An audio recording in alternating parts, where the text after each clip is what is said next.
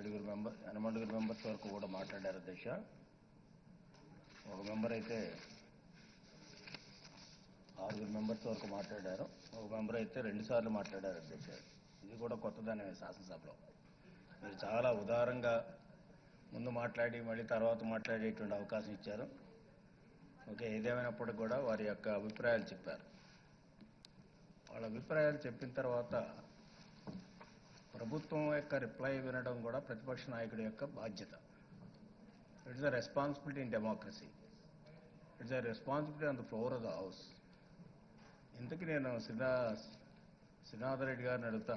శ్రీకాంత్ రెడ్డి గారు, మీ నాయకుడు బాయ్కాట్ చేసినట్ట, లేకపోతే పనుండి వెళ్ళిపోయినట్ట? కాదండి, పనుండి వెళ్ళిపోయినట్ట, లేకపోతే బాత్రూమ్కి వెళ్ళినట్ట? అధ్యక్ష,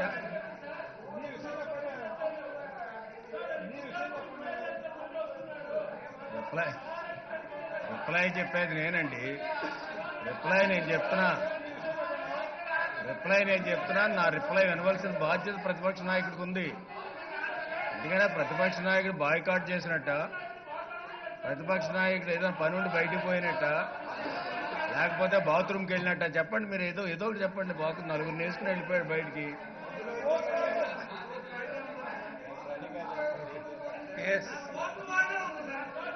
నాలుగు అధ్యక్ష,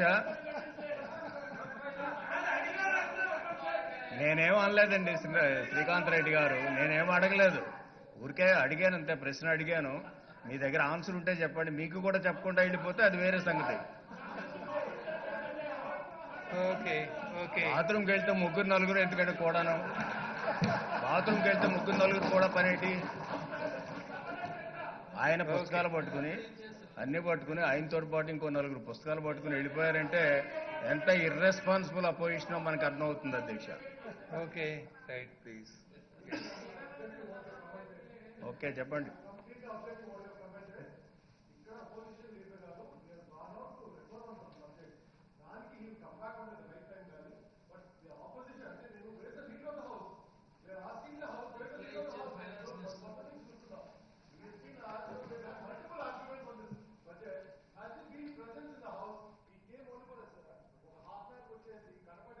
మళ్ళీ వెళ్ళిపోయినారు కానీ has it been prompt in so far in this house that we started from this ఈ సెషన్ లో?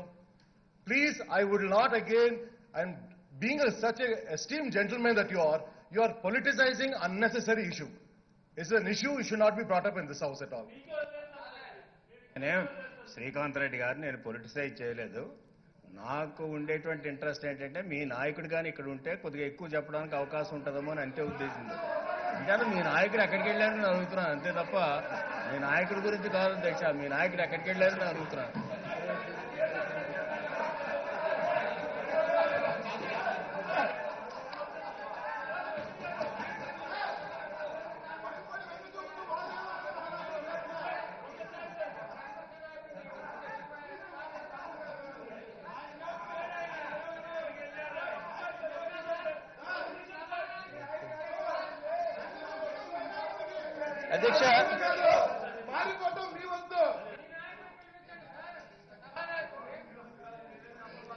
అధ్యక్ష, నాకు తెలియదు అధ్యక్ష. ఇలా చూపించిపోవాలన్న సంగతి నాకు నిజంగా తెలియదు అధ్యక్ష. మీరు కొత్త సాంప్రదాయాన్ని పెట్టేటట్టుగా అయితే చంద్రబాబు నాయుడు గారు కూడా బయటకు ఎప్పుడన్నా వెళ్ళేటప్పుడు ఇలా చూపించిపోమని చెప్పండి అధ్యక్ష. యనమల రామకృష్ణుడు గారు కూడా చాలా సందర్భాల్లో ఉండరు, ఆయన కూడా ఇలా చూపించిపోమని చెప్పి మొదలు పెట్టండి అధ్యక్ష. కొత్త సాంప్రదాయానికి నేను కూడా తెలియస్తాను. ఇప్పుడు ఇలా చూపించిపోవాలంటే అలాగే చూపించిపోదాం. ఏం మాట్లాడతారా? నిజంగా ఈ సభలో అందరికన్నా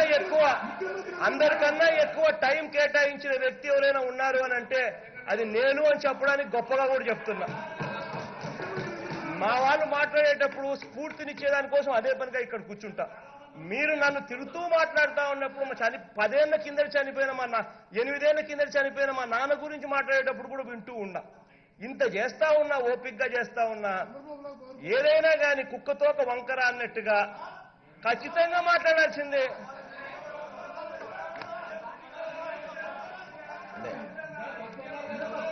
అధ్యక్ష, అంటే ఆయన మనసులో ఉన్న చెప్పడం లేదు అధ్యక్ష. ఆయన కావాలనే బయటకు పోయాడు. ఇంచేత నేను లేవగానే ఆయన బయటకు పోతున్నారంటే దాని అర్థం ఏంటి అధ్యక్ష? ఆయనతో పాటు నలుగురు పోయారు. పోవడం అనేటువంటిది ఇర్రెస్పాన్సిబుల్ అపోజిషన్ లీడర్ అని అంటున్నా. I once again repeat. ఇంచేతంటే ప్రభుత్వం ఈనాడు రిప్లై ఇవ్వడానికి రెడీగా లేస్తున్నప్పుడు మీరు పోతున్నారంటే ఏమర్థం చేసుకోవచ్చు? మీరు ఇలా అంటారా లేకపోతే ఇలా అంటారా మాకు తెలియదు అధ్యక్ష ఏమంటారో. కానీ మీరు పోయేటప్పుడు ఇంతకుముందు కూడా ఒకసారి జరిగింది. ఆ పాత అక్కడ హైదరాబాద్ సభలో కూడా ఇలవాటు సంఘటనలు జరిగింది. ఈయన అధ్యక్ష ఈయన వరండాలో లేదు. ఏం చేతంటే వరండాలో మైకులు లేవు. ఆయన రూముల్లోకి పోయాడు. ఆయన రూమ్లోకి పోయిన తర్వాత వీళ్ళు మెసేజ్ ఇచ్చారు, అదే ఇలాగే ఏదో విమర్శిస్తున్నారని. అంచేత మళ్ళీ వెనక్కి పరిగెట్టి రావడం జరిగింది అధ్యక్ష ప్రతిపక్ష నాయకులు. ఏదేమైనప్పుడు కూడా వచ్చారు, చాలా సంతోషం. వచ్చారు, సంతోషం. కూర్చొని వినండి. అధ్యక్ష అధ్యక్ష అధ్యక్ష ఇక్కడ నేను ఒకటి క్లారిఫై చేయాలి అధ్యక్ష. గవర్నర్ ప్రసంగం మీద నేను మాట్లాడాను, దానికి రిప్లై ఇచ్చేటప్పుడు క్లారిఫికేషన్స్ నేను అడగాల, పద్ధతి అది. బడ్జెట్లో మాట్లాడింది ఎవరు అధ్యక్ష? రాజా మాట్లాడాడు, సురేష్ మాట్లాడాడు. మీరేదైనా అడిగితే క్లారిఫికేషన్స్ ఇవ్వాల్సింది ఎవరు అధ్యక్ష? రాజా ఇవ్వాలా, సురేష్ ఇవ్వాలా? మాట్లాడింది వాళ్ళు. వాళ్ళ మీద వాళ్ళు మాట్లాడిన దాని మీద ఆయన రిప్లై ఇస్తున్నాడు. వీళ్ళు మాట్లాడిన దాని మీద ఆయన రిప్లై ఇస్తా ఉన్నప్పుడు మళ్ళీ క్లారిఫికేషన్ వీళ్ళే మాట్లాడారు కాబట్టి వీళ్ళు ఇవ్వాలి. దీనికి ప్రతిపక్ష నాయకుడిగా నాతో ఏం పని అయ్యా? నాకు అర్థం కాలంలా. నేనైనా ఉంటేనేమి, నేనైనా లేకపోతేనేమి, నేనేమన్నా దీనికి పోతే నీకేమైనా అభ్యంతరమా అని అడుగుతా ఉన్నా. ఏమైనా ఇది వినేవాడుంటే ఏదైనా కానీ చెప్పొచ్చు అన్నట్టుగా, వినేవాడుంటే ఏదైనా చెప్పొచ్చు అన్నట్టుగా మాట్లాడడం ఏదైనా హద్దు పొద్దు ఏదైనా ఉండాలి అధ్యక్ష. ఏదైనా కానీ ఒక పద్ధతి ప్రకారం మాట్లాడాలంటే ఒక మీనింగ్, ఒక రీజనబిలిటీ అనేది ఉండాలి. అసలు ఇక్కడ లాజిక్ లేదు, రీజనబిలిటీ లేదు. ఏదో ఒక మాట మాట్లాడాలా, ఏదో ఒక అభాండం వేయాలా, ఏదో ఒకటి చెయ్యాలా. ఏందండి ఇది? సెన్స్ ఉండాలి మాట్లాడేసరికి. ఓకే, మీరు మైక్లో మాట్లాడి పర్లేదు. ప్రతిపక్ష నాయకులు బయటపడ్డాడు అధ్యక్ష. ఏం చేద్దంటే నాతోటి పని ఏంటంటే నేను అక్కర్లేదు హౌస్లో అని అంతే కదా అధ్యక్ష. నాతోటి పని ఏంటంటే నేను అక్కర్లేదు, మా వాళ్ళు చూసుకుంటారు పని. వాళ్ళందరూ చాలా బయటపడ్డా. ఆయన దీనికి వెళ్ళలేదు అధ్యక్ష. ఆయన బయటకు పోయాను, ఆయన మాటలోనే చాలా స్పష్టంగా చెప్పారు. నాతోటి పని లేదు కాబట్టి నేను బయటకు పోయాను, అంచేత మీరు చూసుకోండి అంటారు.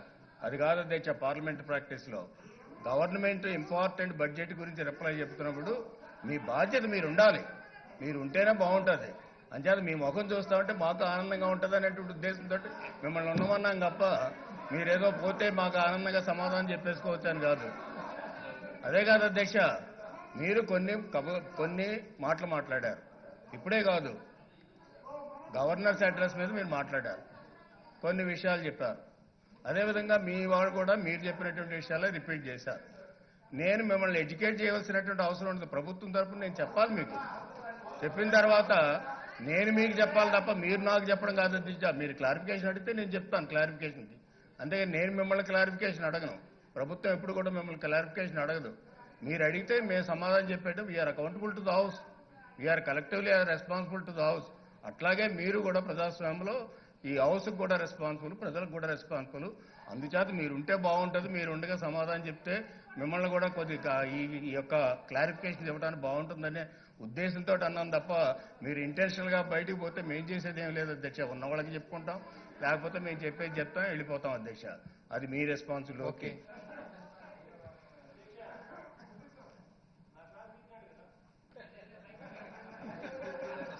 అధ్యక్ష. పాయింట్ ఆఫ్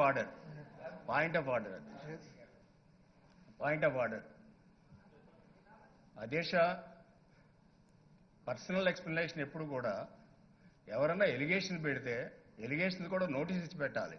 నోటీస్ ఇవ్వకుండా ఎలిగేషన్ పెట్టడానికి లేదు అధ్యక్ష. నేనేమో ఆయన పర్సనల్గా ఎలిగేషన్ పెట్టలేదు.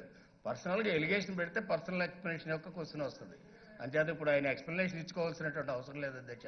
ఆయన ఉంటే బాగుంటుందని నేను చెప్పాను అంతే.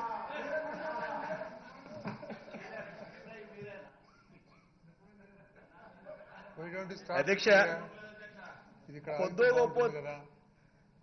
గొప్ప లాజిక్, కొద్దో గొప్ప రీజనబిలిటీ అనేది కాస్త కూస్తో కనిపిస్తుందని ఆశించా. చివరికి ఆయన ఆన్సర్ చూసిన తర్వాత ఆ రెండూ లేవు అని అర్థం అవుతా ఉంది. ఆయనకు నిజంగా దేవుడే కాపాడాలి. ఓకే అధ్యక్ష. నిద్రపోయిందా అధ్యక్ష? దాదాపు ఆరుగురు సభ్యులు గౌరవ సభ్యులందరూ కూడా మాట్లాడారు అధ్యక్ష. అదేవిధంగా రాజేందర్ రెడ్డి గారు 2 పర్యాయాలు మాట్లాడారు. చాలా విషయాలు చెప్పారు. ఎందుకంటే ప్రతిపక్ష నాయకులు చెప్పిందే చాలా వరకు కూడా రిపీట్ చేశారు అధ్యక్ష.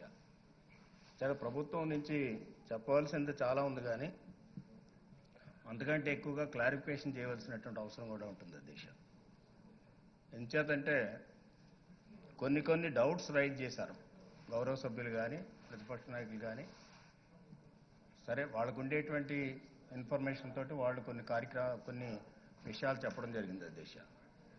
అయితే ప్రభుత్వానికి ఒక నిర్దిష్టమైనటువంటి లక్ష్యం ఉంటుంది, ఒక విధానం ఉంటుంది, అదేవిధంగా ఒక కార్యక్రమాలు చేపట్టాలనేటువంటి ఆలోచన కూడా ఉంటుంది అధ్యక్ష. అందుచేతే ఈ ప్రభుత్వం రాగానే భవిష్యత్తులో ఏం కార్యక్రమాలు చేయాలనేటువంటి దాని మీద ఒక నిర్దిష్టమైనటువంటి ప్రణాళిక విజన్ 2029 ప్రవేశపెట్టుకోవడం జరిగింది. దాన్ని బేస్ చేసుకునే ఈ రోజున ఈ కార్యక్రమాలన్నీ కూడా అభివృద్ధి కార్యక్రమాలు కానీ సంక్షేమ కార్యక్రమాలు కానీ చేస్తున్నాం అధ్యక్ష.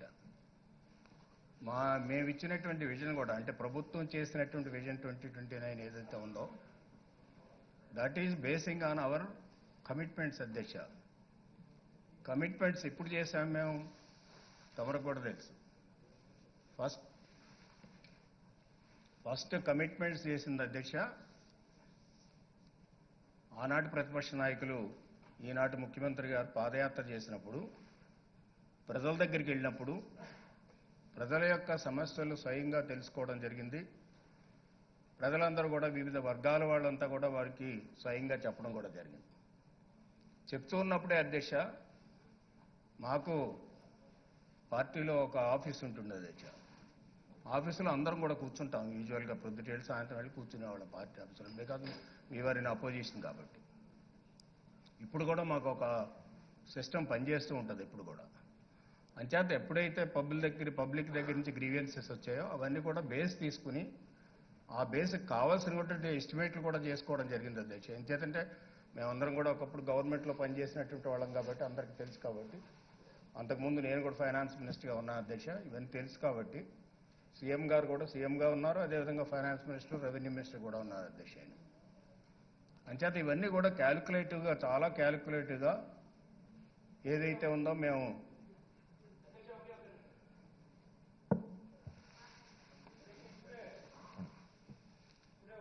ఒక విషయం తెలిసింది అధ్యక్ష. సీఎం గారు హైదరాబాద్కి మనవడి పుట్టినరోజుకు పోయాడంట అధ్యక్ష. బడ్జెట్ మీద రిప్లై ఇస్తున్నాడు ఫైనాన్స్ మినిస్టర్ గారు. సీఎం గారు తన మనవడి పుట్టినరోజుకు సంబరాల్లో పార్టిసిపేట్ చేయడం కోసం హైదరాబాద్కు పోయాడట. ఇప్పుడే వార్త అందింది అధ్యక్ష.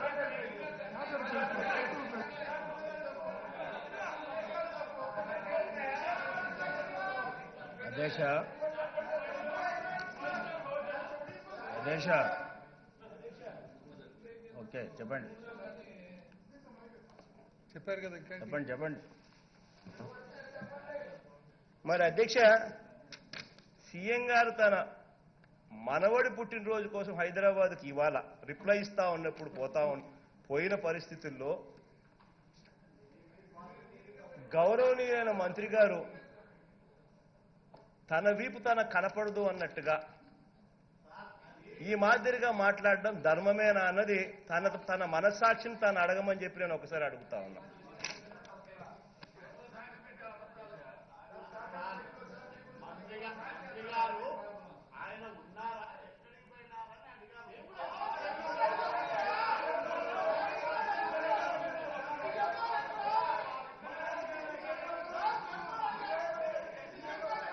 ఓకే,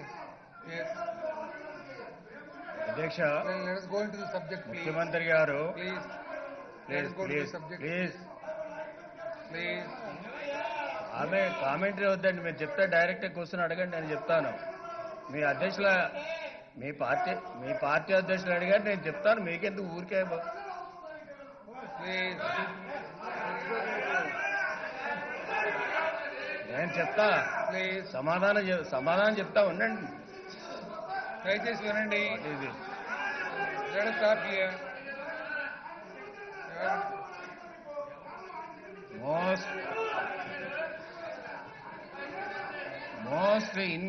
మోస్ట్ ఇండిసిప్లిన్ కంటింజెంట్ అంటే ఇదే అధ్యక్ష. Most indiscipline contingent. నేను మీ నాయకుడు అడిగారు, మీ నాయకుడు నేను సమాధానం చెప్తా, మీకెందుకు? మీ నాయకుడు నేను సమాధానం చెప్తా. Please. No, let us stop here. ఇక్కడ ఆగండి ఇక. Please. No, let him continue to reply. Yes. Okay. అయిపోయింది కదా ఇక. That's okay. Yes. కానీ ప్లీజ్ అధ్యక్ష. దయచేసి ఆపండి ఇక. What is this sir? Bhaskar Reddy What గారు is this? Okay.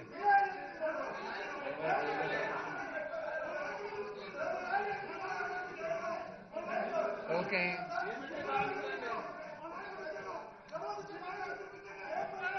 Please.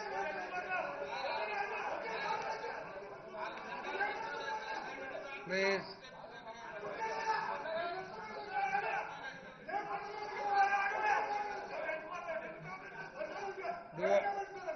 Reply ఇవ్వనివ్వండి. ఓకే ప్లీజ్ రాగండి ప్లీజ్. ఓకే. ఎస్.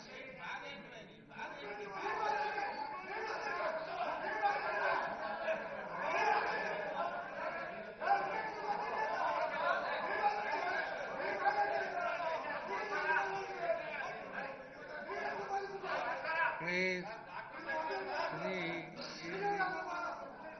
ఇది పద్ధతి కాదండి. ప్లీజ్ ప్లీజ్ వినండి. ఎస్. అధ్యక్ష, డాక్టర్స్ అందరూ రెడీగా ఉంటారు అధ్యక్ష. బీపీలు కానీ షుగర్లు కానీ ఇక్కడ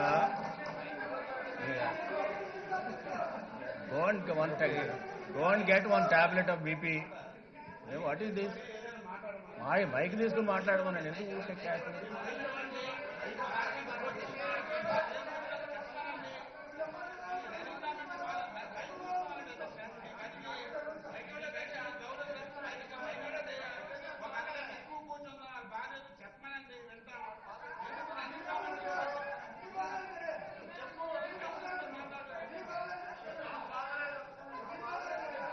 Yes.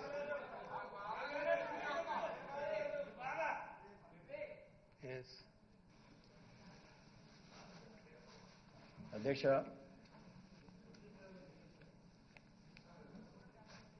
సరే ముఖ్యమంత్రి గారు మిమ్మల్ని అడిగి వెళ్ళారు అధ్యక్ష. ఆయన పని ఉందనేటువంటి ఉద్దేశంతో ఆయన మాట్లాడిందంత మాట్లాడారు.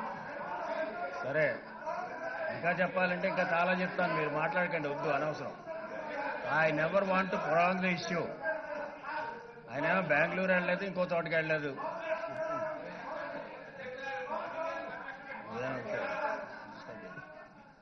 అధ్యక్ష, మంచిగా దీంట్లో చాలా ఇష్యూస్ ఉన్నాయి అధ్యక్ష. ప్రధానమైనటువంటి డెవలప్మెంట్ కానీ, అదేవిధంగా వెల్ఫేర్ సంబంధించినటువంటి కానీ, ఫ్యూచర్లో డెవలప్ చేయాల్సినవి కానీ, ఇవన్నీ కూడా ఉండాలనేటువంటి ఉద్దేశంతో ఆ రోజు మేము ఇవన్నీ కూడా పాదయాత్ర సందర్భంలోనే ఒక డాక్యుమెంట్ డిక్లరేషన్స్ తయారు చేశాం. ఇది ఈ రోజున స్టార్ట్ చేసినటువంటి ఎక్సర్సైజ్ కాదు అధ్యక్ష. ఆ రోజున పాదయాత్ర సందర్భంలో మేము అధికారంలో లేం కాబట్టి, అధికారంలో లేనప్పుడు ప్రజల దగ్గరికి వెళ్ళాం కాబట్టి, ఆ రోజు ప్రభుత్వం ఎట్లా పనిచేస్తుంది, అదేవిధంగా మేము భవిష్యత్తులో డెఫినెట్గా అప్పటికే మేము అధికారంలోకి వస్తామనేటువంటి నమ్మకం ఉంది అధ్యక్ష. అందుకని వచ్చినప్పుడు ఏం చేయాలనే దాని మీద కూడా ఎక్సర్సైజ్ చేశాం. చేసినప్పుడు పాదయాత్రలో అనేక ఇష్యూస్ వచ్చాయి. అంటే ఆ ఇష్యూస్ అన్నీ కూడా కొత్త ఇష్యూస్ అని కాదు, ఉన్నటువంటి సమస్యలన్నీ కూడా వచ్చాయి. ఆ సమస్యలన్నీ కూడా డిక్లరేషన్, బీసీకి డిక్లరేషన్ ఇచ్చాం, ఎస్సీస్కి డిక్లరేషన్ ఇచ్చాం, ఎస్టీస్కి డిక్లరేషన్ ఇచ్చాం. ఇవన్నీ మేము అధికారంలో లేనప్పుడు ఇచ్చినటువంటి డిక్లరేషన్ అది ఇచ్చాం. ఈ లోపల ఎలక్షన్స్ వచ్చాయి. ఎలక్షన్స్ వచ్చినప్పుడు ఎలక్షన్స్లో జనరల్గా ప్రతి పొలిటికల్ పార్టీ కూడా మేనిఫెస్టో ఇస్తుంది అధ్యక్ష. అవే డిక్లరేషన్స్ అన్ని కూడా we have converted all the declarations request of the people into manifesto. మేనిఫెస్టోలోకి ఇచ్చి ఏం చేయగలం ఏం చేయలేవు అనేటువంటి ఆ రోజున చాలా డీటెయిల్డ్గా స్టడీ చేశాం. రైతులు ఒక రుణమాఫీ చేస్తే ఎంత అవుతుంది, అదేవిధంగా మహిళలు రుణమాఫీ చేస్తే ఎంత అవుతుంది, ఇవన్నీ కూడా డీటెయిల్డ్గా వర్కౌట్ చేస్తుంది. ఈ రోజు మేము అధికారంలో ఉన్నప్పుడు వర్కౌట్ చేసింది కాదు, మేము అధికారంలో లేనప్పుడే అవన్నీ కూడా వర్కౌట్ చేసి పెట్టుకున్నాం. ఒకవేళ అధికారంలోకి వస్తే ఏం చేయాలనే దాని మీద కూడా ఆ మేనిఫెస్టోలో చేసేటప్పుడు కూడా ఇవన్నీ కూడా వర్కౌట్ చేసాం. ఫైనాన్షియల్ వర్కౌట్ చేసాం, అడ్మినిస్ట్రేటివ్ సిస్టమ్స్ వర్కౌట్ చేసాం, అడ్మినిస్ట్రేటివ్గా ఏం ప్రాబ్లమ్స్ వస్తాయో వర్కౌట్ చేసాం. ఇవన్నీ కూడా చేయడం జరిగింది. ఎంచేతంటే ఆ రోజున మేము ఒక షాడో క్యాబినెట్గా పనిచేసాం అధ్యక్ష. పనిచేసి ఎంచేతంటే మా పార్టీలో ఉన్నటువంటి వాళ్ళు ఒక్కొక్కరు 15 సంవత్సరాలు 25 సంవత్సరాలు 5 సంవత్సరాలు మంత్రులుగా ఉన్నటువంటి వాళ్ళు ఉన్నారు. అదేవిధంగా పార్టీలో కూడా చాలా సీనియర్ మెంబర్స్ ఉన్నారు. అంచేత మాకు ఉండేటువంటి ఎక్స్పీరియన్స్లో ఒక మేనిఫెస్టోను కూడా తయారు చేసుకున్నాం. Manifesto basing on the request of the people పాదయాత్రలో జరిగినప్పుడు వచ్చినటువంటి డిక్లరేషన్ సందర్భంగా ఇచ్చినటువంటి అధ్యక్ష, దాన్ని బేస్ చేసుకున్నాం. That is the basic document for Telugu Desam party. ఆ డాక్యుమెంట్ ఆధారంగా మేనిఫెస్టో వచ్చినప్పుడు ఆ మేనిఫెస్టో ఆధారంగానే మేము బడ్జెట్లో ఒకటో చేసుకోవాలి. ఇప్పుడు అన్ని సమస్యలు ఒక రోజునే చేశారంటే 14-15 మీకు తెలుసు అధ్యక్ష. 14-15 is a critical year for us. Bifurcation అయింది, మనకి 12 మంత్స్ కూడా లేదు ఆ ఇయర్, 10 మంత్సే మనకు ఉంది, మిగతా 2 మంత్స్ కూడా వేరే కంబైన్డ్ స్టేట్లో ఉంది. అంచేత ఆ రోజున బడ్జెట్ ఫుల్ ఫ్లెడ్జ్డ్ బడ్జెట్ కాదు మనది. మన రాష్ట్రానికి బైఫర్కేటెడ్ స్టేట్కి సంబంధించినంత వరకు కూడా ఒక 10 నెలలకు సంబంధించినంత వరకే బడ్జెట్. అంచేత అప్పుడు ఆ బడ్జెట్ని మనం 100% బేస్గా తీసుకోలేం. అంచేత మనకు వచ్చినటువంటి రెవెన్యూస్ కానీ మనకు వచ్చినటువంటి ఇబ్బంది కానీ ఇవన్నీ చూసుకున్నట్లయితే చాలా ప్రాబ్లమేటిక్గా ఉంది కాబట్టి అది బేస్ ఇయర్ది. తర్వాత 15-16, 16-17 వచ్చిన తర్వాత ఈ రెండు కూడా బేస్ ఇయర్స్. ఈ రెండు కూడా తీసుకున్నప్పుడు ఫస్ట్లో ఏం చేద్దంటే ఈ 2.5 సంవత్సరాలు నేను ఫైనాన్స్ మినిస్టర్ కాబట్టి అవన్నీ కూడా తీసుకోవడం జరిగింది అధ్యక్ష. Never in the history of our administration manifesto circulation all డిపార్ట్మెంట్కి పంపించినటువంటి ఏకైక ప్రభుత్వం ఒక్క తెలుగుదేశం ప్రభుత్వం అధ్యక్ష. ఎందుకు చెప్తున్నానంటే మీరు మేనిఫెస్టో ఫాలో అవ్వలేదు, మేనిఫెస్టోలో చెప్పినవి చేయలేదని అప్పుడప్పుడు కూడా బయట కూడా చాలాసార్లు కామెంట్ చేశారు అధ్యక్ష. దానికి సమాధానంగా చెప్తూ ఉన్నాం. ఎంచేదంటే మేనిఫెస్టో నేనే పర్సనల్గా చూసి, ఎంచేదంటే ఆ రోజున ప్రతిపక్షంలో ఉన్నప్పుడు కూడా నేను పర్సనల్గా దాన్ని చూసుకున్నాం అధ్యక్ష. నేనే ఉండేవాడు మెయిన్గా, మిగతా వాళ్ళంతా అడ్వైజర్స్ ఉండేవాళ్ళు అధ్యక్ష. అంటే దాంట్లో ఏ వర్డ్ ఎక్కడుంది ఏముంది అనేటువంటి బాగా క్షుణ్ణంగా తెలుసు కాబట్టి మా అందరికీ దాన్ని బేస్ తీసుకుని అది ప్రతి కాపీ తీశాను. కావాలంటే you can ask any secretary, ఇప్పుడు ఎవరైతే పనిచేస్తున్నారో వాళ్ళని అడిగింది. లాస్ట్ టైం 15-16లోనే అది సర్క్యులేట్ చేశాం. మీరందరూ కూడా ఇవన్నీ చదవండి. వీలైనంత వరకు కూడా ఇవన్నీ కూడా మీ కన్సర్న్ డిపార్ట్మెంట్స్లో ఈ మేనిఫెస్టోలో పెట్టినటువంటి వీలైనంత వరకు కూడా వచ్చేటట్టు చూడండి. దానికి సంబంధించినటువంటి ఖర్చు కూడా ఏ విధంగా పెట్టుకోవాలో చూడండి అని చెప్పింది ఆ రోజున చెప్పడం జరిగింది అధ్యక్ష. అంచేత కాపీలు నేను పర్సనల్గా తీయించి అన్ని డిపార్ట్మెంట్లకు పంపించాను. దాన్ని బేస్ చేసుకుని కొంతవరకు కూడా ఎలకేషన్ 15-16 సంవత్సరాలు పెట్టడం జరిగింది అధ్యక్ష. 1-2 మిగిలిపోయాయి. ఎంచేతంటే యూత్ ఈ సంబంధించినటువంటి కొన్ని ప్రామిసెస్ మిగిలిపోయి ఉన్నాయి. అంటే 1-2 మిగిలినాయి అధ్యక్ష. ఇంకా 1-2 ఉంటే ఉండొచ్చు. అంటే మాకుండే టైము 2.5 సంవత్సరాల్లో వీలైనంత వరకు కూడా మేనిఫెస్టోని కంప్లీట్ చేయాలి. ఎంచేతంటే మీరంతా పూర్తిగా విని తర్వాత మీరు క్వశ్చన్స్ అడిగితే మళ్ళీ చెప్తాను, నాకేం ప్రాబ్లం లేదు. దయచేసి మీరు వింటే బాగుంటుంది. మీరు వింటున్నారు, మీ నాయకుడు నవ్వుతున్నారు, నవ్వనివ్వండి. నవ్వితే మాకు నష్టమే లేదు, కానీ నవ్వితే పాపం ఆయన ఆరోగ్యం బాగుపడుతుంది అధ్యక్ష.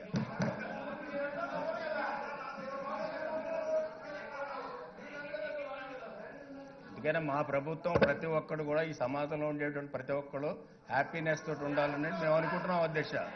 మీరు కూడా హ్యాపీగా ఉంటే పర్వాలేదు. అది మీరు హ్యాపీ లేకుండా కేసులు పెట్టుకుని ఇవన్నీ పెట్టుకుంటే చాలా ప్రాబ్లం వస్తుంది. అంచేత హ్యాపీగా ఉండండి. మీరు మీ నాయకుడు నవ్వుతూ ఉంటే మాకు ఆనందంగా ఉంది, ఆయన నవ్వుతున్నారు. మీరెందుకు ఊరికి అనవసరంగా వెనకాల కామెంట్ చేస్తారు? వినండి, విన్న తర్వాత మీరు అడగండి. ఏ క్లారిఫికేషన్ అడిగినా చెప్తాను నేను. మీరు ఏది అడిగినా చెప్తా, అర్ధరాత్రి వరకు అడిగినా చెప్తా. ఒక్కోసారి శాసనసభలో అప్పుడు మేము తెల్లవారుజాము 3 గంటలకు పాస్ చేసాం బడ్జెట్. అట్లా మీరు స్పీకర్ గారు టైం ఇవ్వాలి, కానీ ఎప్పుడైనా చెప్తాం. అంచేత don't interrupt in the middle. అధ్యక్ష అలా తయారు చేసి 15-16 బడ్జెట్ తయారు చేశాం అధ్యక్ష. తయారు చేసినటువంటి బడ్జెట్ అన్ని పెట్టారంటే అన్ని పెట్టలేకపోవచ్చు కదా అధ్యక్ష. ఇంచేతనే మాకుండేది ఆ రోజున ఉండేటువంటి రెవెన్యూస్ చూసుకోవాలి. ఎప్పుడు కూడా రెవెన్యూస్ చూడాలి, ఇన్ఫ్లో ఎట్లా వస్తుందో చూడాలి, అవుట్ఫ్లో ఎట్లా పోతుందో చూసుకోవాలి. ఇది ప్రాక్టీస్ బడ్జెట్లో.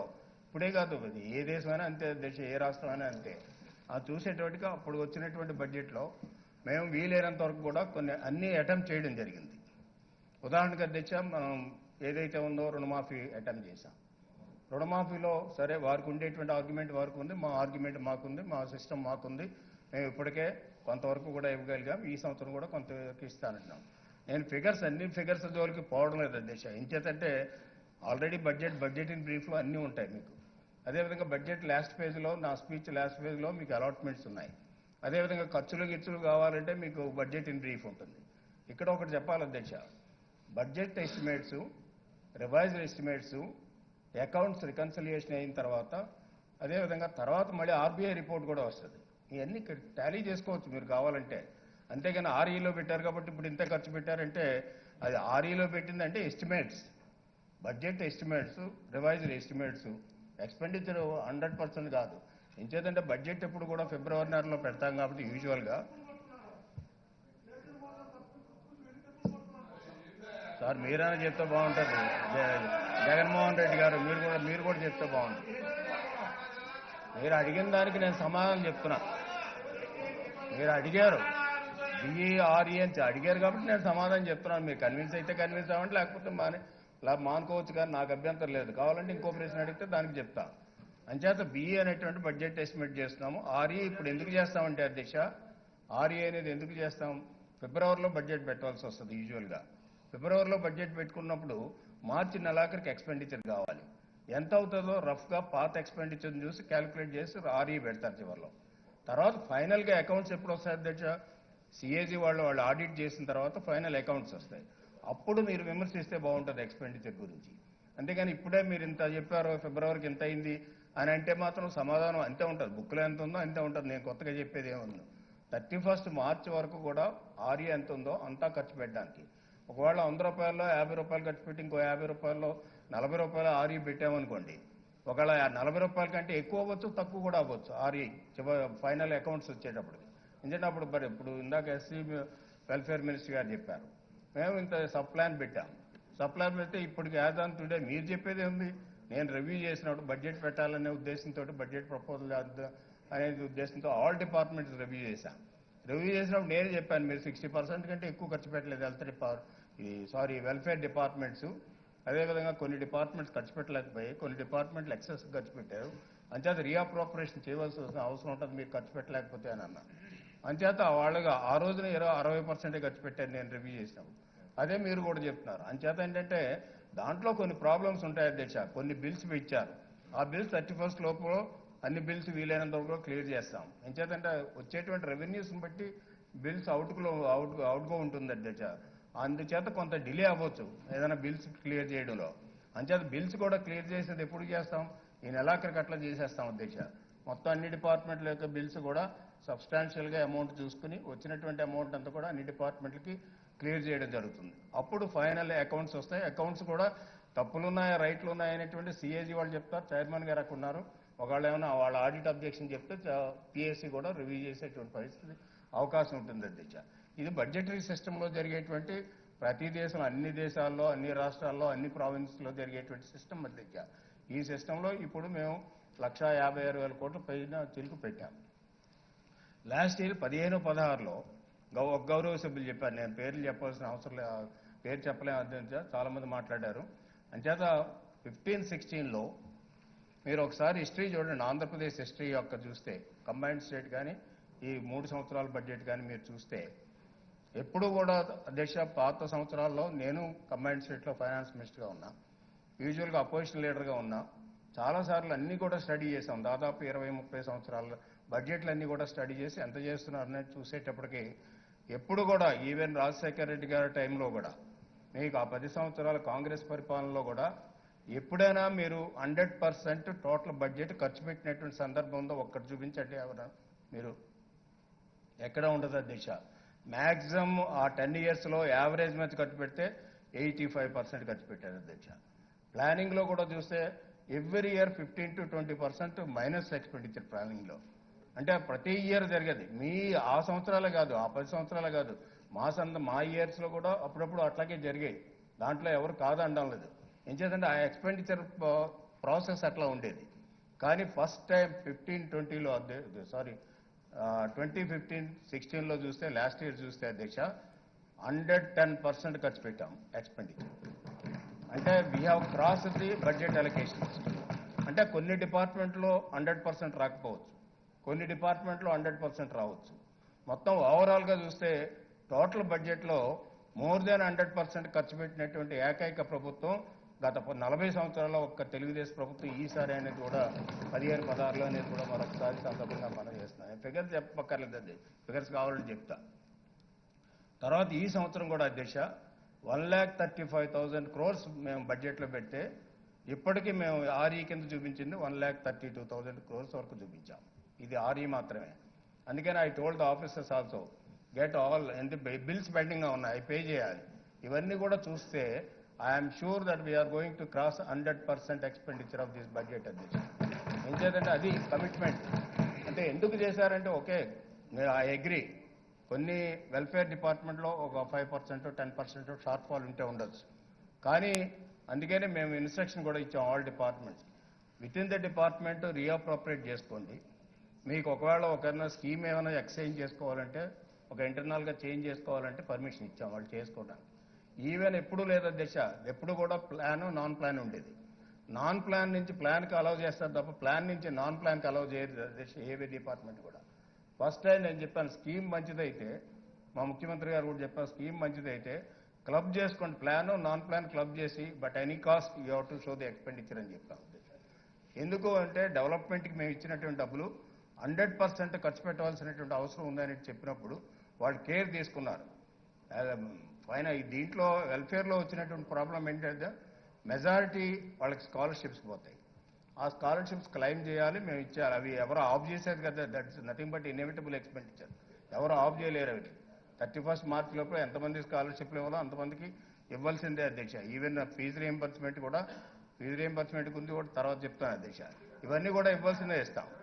ఎక్కడ ప్రాబ్లం అవుతుందంటే అధ్యక్ష వెల్ఫేర్ డిపార్ట్మెంట్లో, అది కూడా రివ్యూ చేశాం.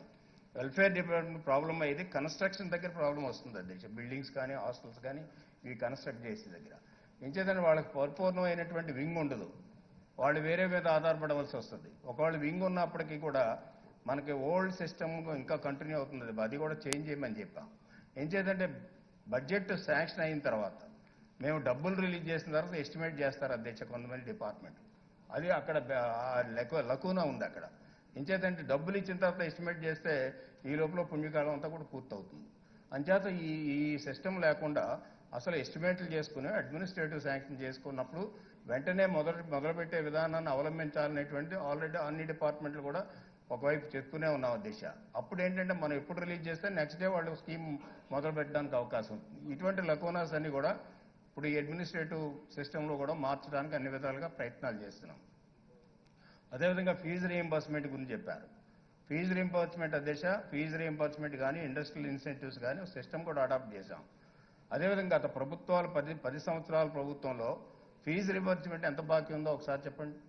గత 10 సంవత్సరాల ప్రభుత్వంలో ఇన్సెంటివ్స్ దాదాపు 2,000 కోట్ల బయట బాకీ ఉంటే ఈ ప్రభుత్వం ఇన్సెంటివ్స్ అన్ని ఇచ్చేయడం జరిగింది ఆల్ ఇండస్ట్రీస్కి. ఎందుకంటే ఇండస్ట్రియల్ డెవలప్మెంట్ అవసరం అనేటువంటి ఉద్దేశంతో మళ్ళీ 200 కోట్లు మళ్ళీ రిలీజ్ చేస్తున్నాం అధ్యక్ష. తర్వాత అది కాకుండా ఇంకా 1,400 కోట్లు పెండింగ్గా ఉంది నా దగ్గర. ఇవన్నీ కూడా రిలీజ్ చేయాలి, ఇండస్ట్రియల్గా డెవలప్ చేయాలనేటువంటి అదొకటి.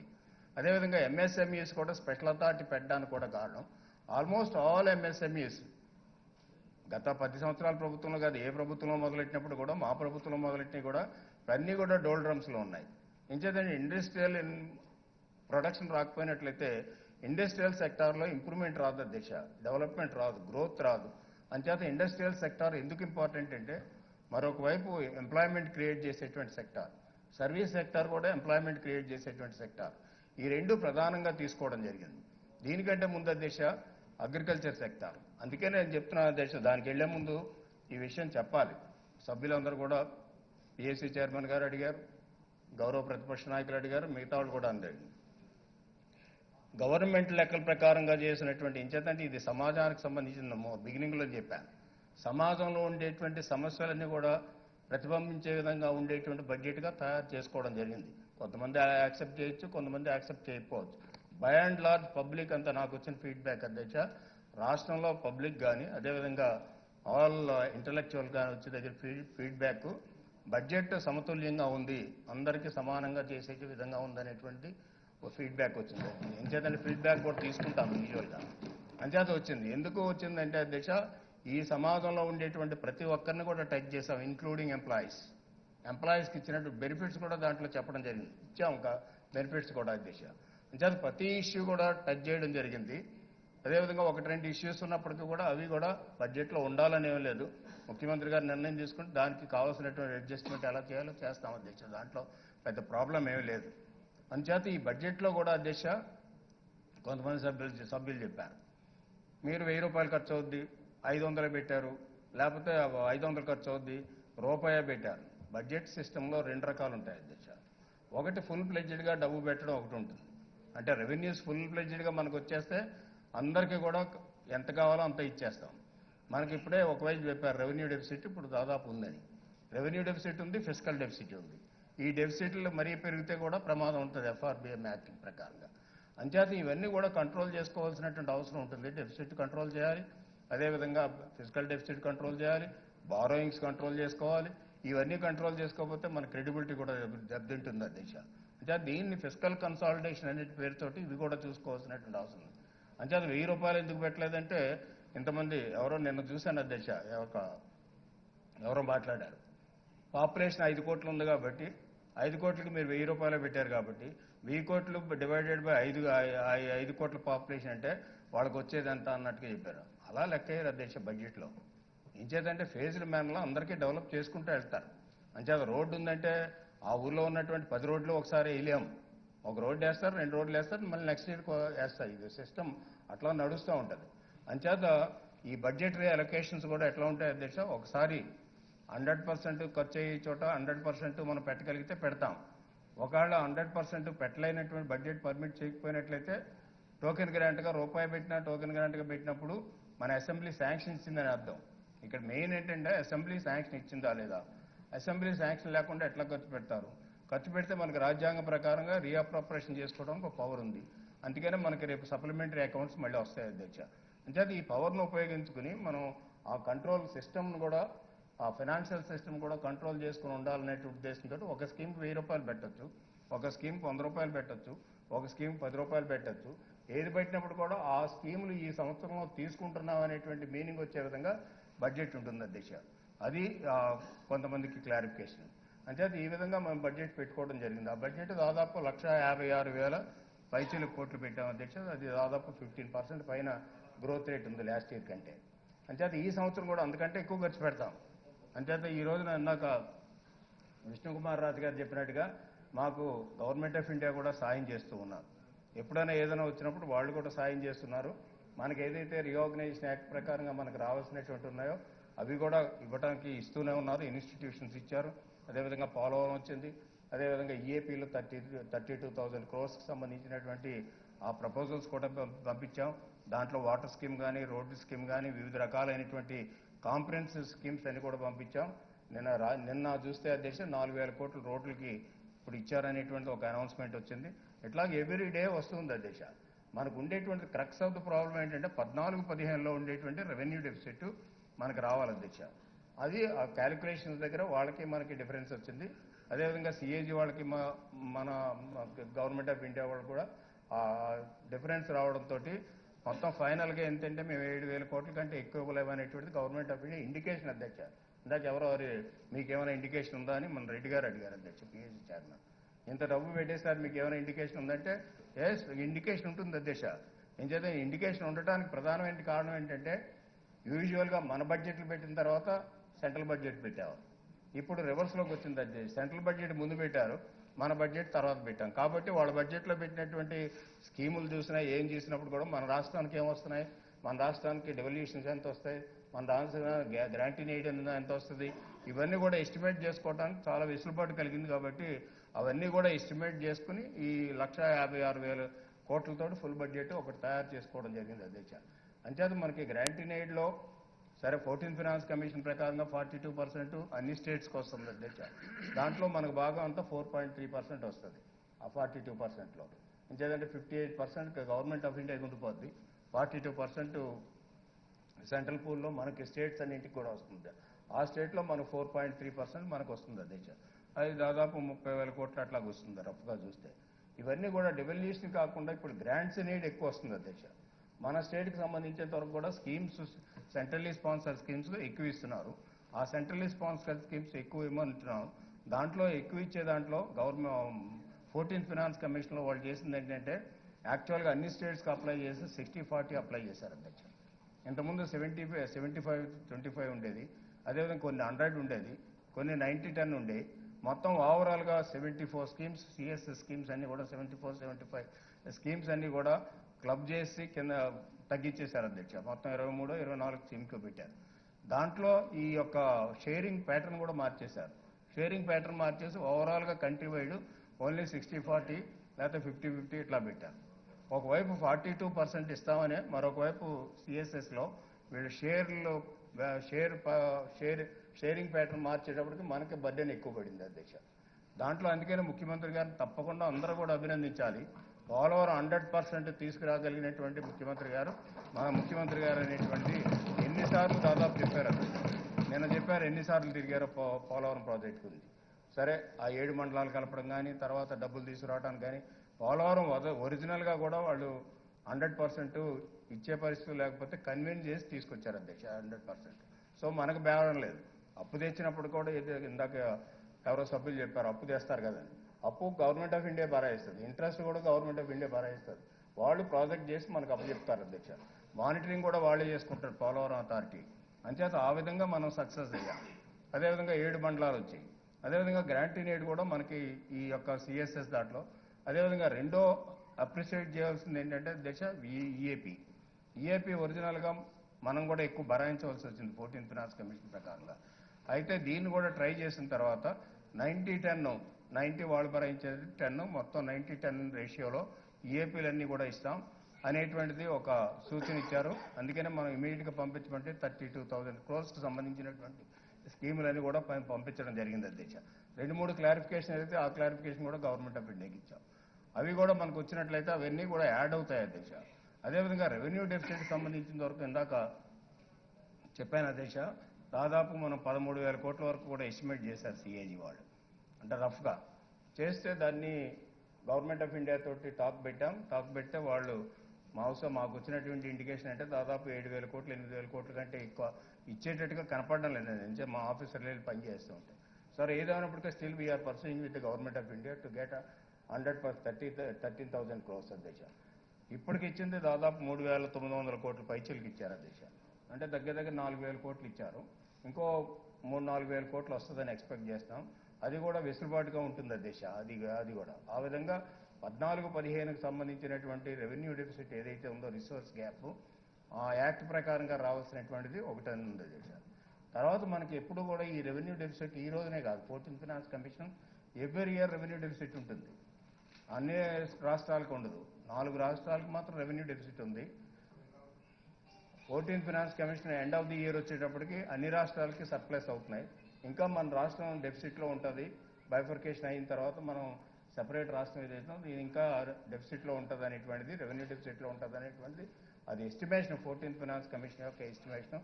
దాని ప్రకారంగానే ఎవ్రీ ఇయర్ ఏదైతే ఉందో ఆ కమిషన్ రికమెండేషన్ ప్రకారంగా మనకు వస్తున్నాయి అధ్యక్ష. అంచేత ఇప్పుడే మనకు వచ్చినటువంటి ఏదైతే ఉందో ఇప్పుడు రెవెన్యూ డెఫిసిట్లో చాలా వరకు కూడా కంట్రోల్ చేసుకుంటూ వస్తున్నాం అధ్యక్ష. వీలైనంత వరకు కూడా వీలైనంత కంట్రోల్ చేస్తే ఈ సంవత్సరం దాదాపు 450 కోట్లు రఫ్గా 50 కోట్లు మాత్రం 450 కోట్లు మాత్రం రెవెన్యూ డెఫిసిట్ ఈ బడ్జెట్ ఎస్టిమేట్లో చూపించాం అధ్యక్ష. అది పెరగవచ్చు లేకపోతే తరగవచ్చు. ఇది revenue deficit it all basing on the revenues inflow అధ్యక్ష. మన దగ్గర నుంచి కానీ గవర్నమెంట్ ఆఫ్ ఇండియా నుంచి వచ్చేటువంటి ఇన్ఫ్లోస్ చేసుకుని చేస్తాం. బట్ రఫ్గా మనం 400 కోట్ల చిల్లర ఈ సంవత్సరం రెవెన్యూ డెఫిసిట్ ఉంటుందని ఎక్స్పెక్ట్ చేస్తున్నాం అధ్యక్ష. ఇంచేతంటే అదేవిధంగా ఫిస్కల్ డెఫిసిట్ కూడా. ఫిస్కల్ డెఫిసిట్ అంటే nothing but financing from borrowings sir. Fiscal deficit అంటే ఓవరాల్ మనం చూసిన తర్వాత ఓవరాల్ ఎక్స్పెండిచర్, ఓవరాల్ రెవెన్యూ ఇవన్నీ చూసిన తర్వాత ఎంత బ్యాలెన్స్ ఉంటుంది, ఎంత దగ్గర మన దగ్గర డబ్బులు లేవు అని తెలుసుకుంటే deficit financing, fiscal deficit financing అంతా కూడా బారోయింగ్స్లో వస్తుంది అధ్యక్ష. అంచేత బారోయింగ్ ఈ రోజున దాదాపు 23,000 కోట్ల చిల్లర పెట్టాం బడ్జెట్లో. లాస్ట్ టైం కూడా 19,000 కోట్ల చిల్లర ఇప్పటికి బారో చేశాం. ఇంకో 2-3 వేల కోట్లు బారో చేయవలసిన అవసరం ఉంటుంది. అదేవిధంగా ఇది చూస్తే ఈ సంవత్సరం 23,000 కోట్ల చిల్లర, దగ్గర 24,000 కోట్లు బారో చేయవలసి వస్తుంది అధ్యక్ష. ఇవి మన జిఎస్టీపీకి లింక్ పెడతారు అధ్యక్ష. ఇంకేదంటే ఫైనాన్షియల్ పారామీటర్స్ చూసేటప్పుడు రెవెన్యూ డెఫిసిట్ టు జిఎస్టీపీ ఎంత ఉంది, అదేవిధంగా ఫిస్కల్ డెఫిసిట్ టు జిఎస్టీపీ ఎంత ఉంది చూస్తాను.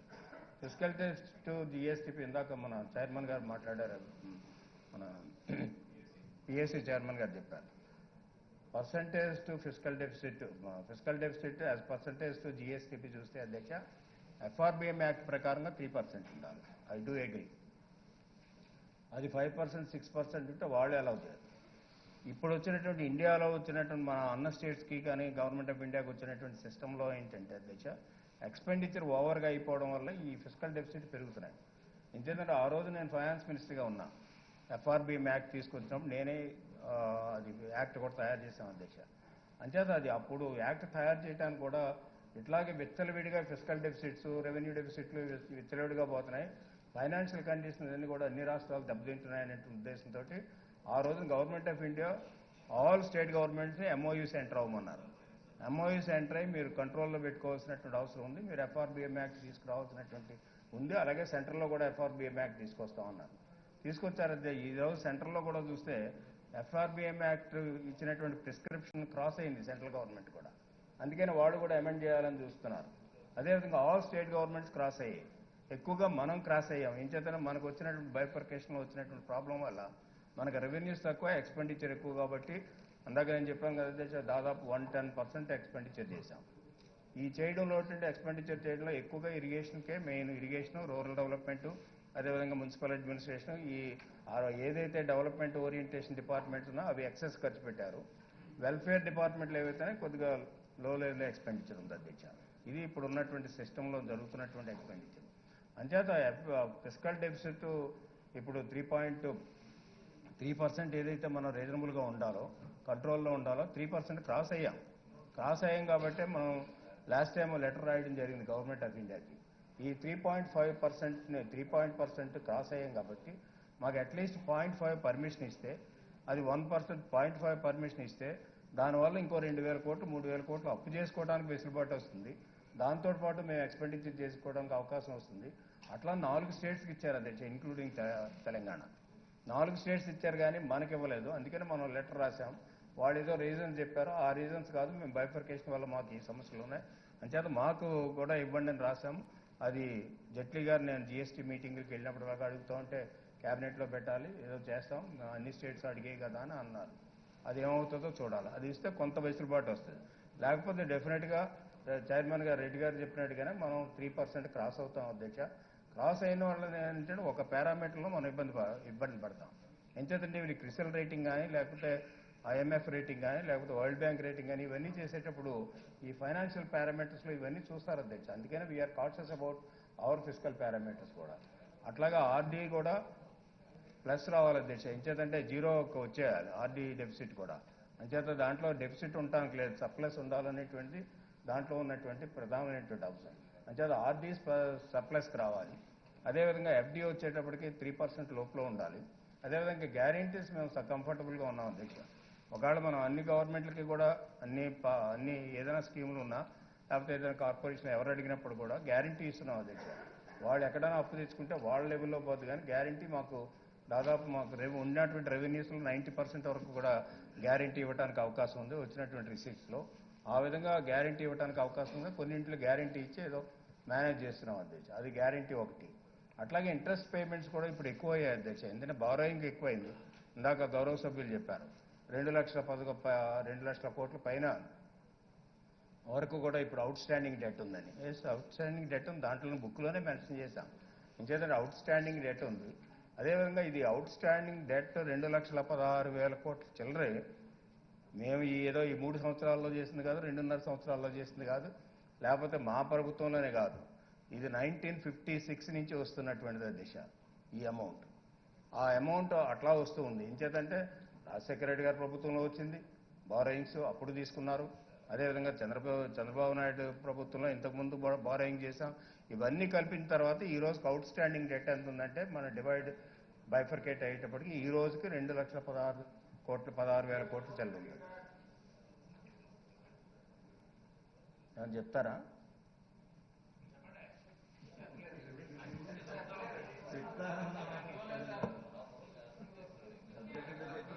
$2,16,000 కోట్ల పైచలకు ఈ రోజున అవుట్ స్టాండింగ్ డెట్ ఉంది అధ్యక్ష.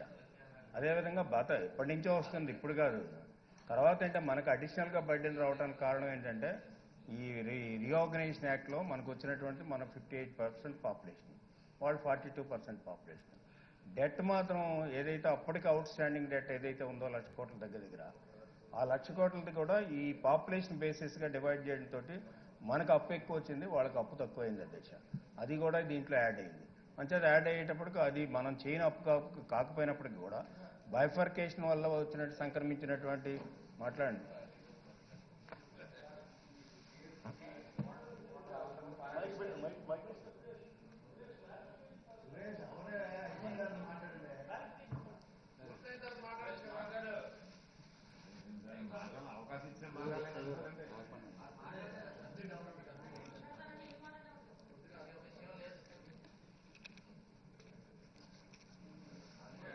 చేత బైఫర్కేషన్ టైంలో ఏదైతే ఆ రోజుకు ఉన్నటువంటి అవుట్ స్టాండింగ్ డెట్ ఏదైతే ఉందో దాంట్లో మనకు 58% వచ్చింది. అది కూడా బర్డెన్. తర్వాత మనం కూడా ఎక్కువ బారో చేసాం ఈ 2 సంవత్సరాల్లో. ఆ బారో చేసేటప్పటికి ఖర్చు కూడా అట్లాగే చేయవలసి వచ్చిన అవసరం ఉంది. ఉదాహరణకి ఈ రోజున పట్టిసీమ మన బడ్జెట్లో లేదు అధ్యక్ష. లాస్ట్ ఇయర్ 16-17లో బడ్జెట్లో లేదు పట్టిసీమ.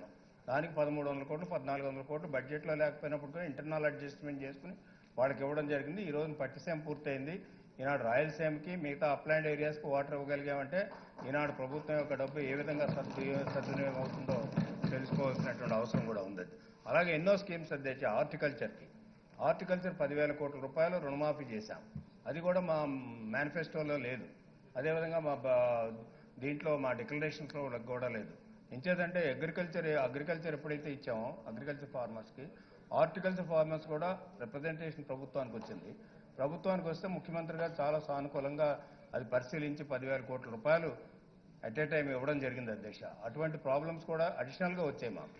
అంటే ఇవన్నీ కూడా కొన్నింటిలో ఖర్చు పెట్టలేకపోయాం, కొన్నింట్లో అదనంగా ఖర్చు పెట్టాం. ఉదాహరణకు అధ్యక్ష ఇరిగేషన్ దాదాపు 20,000 కోట్లు ఎక్స్ట్రా ఖర్చు పెట్టాం ఇరిగేషన్లో.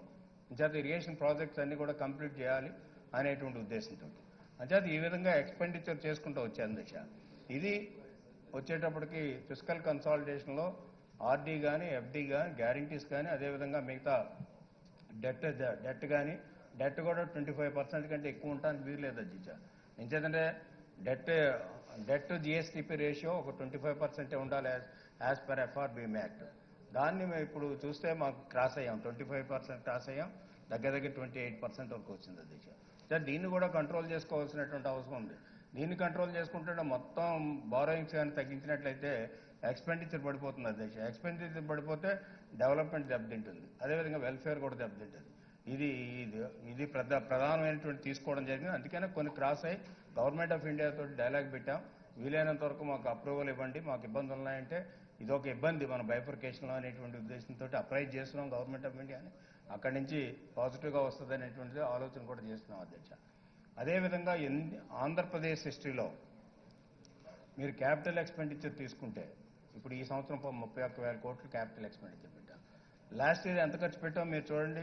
పిఎస్సీ చైర్మన్ గారు మీరు అకౌంట్లు తెప్పించుకొని మోర్ దాన్ 100% ఖర్చు పెట్టాం దేశాలు capital expenditure.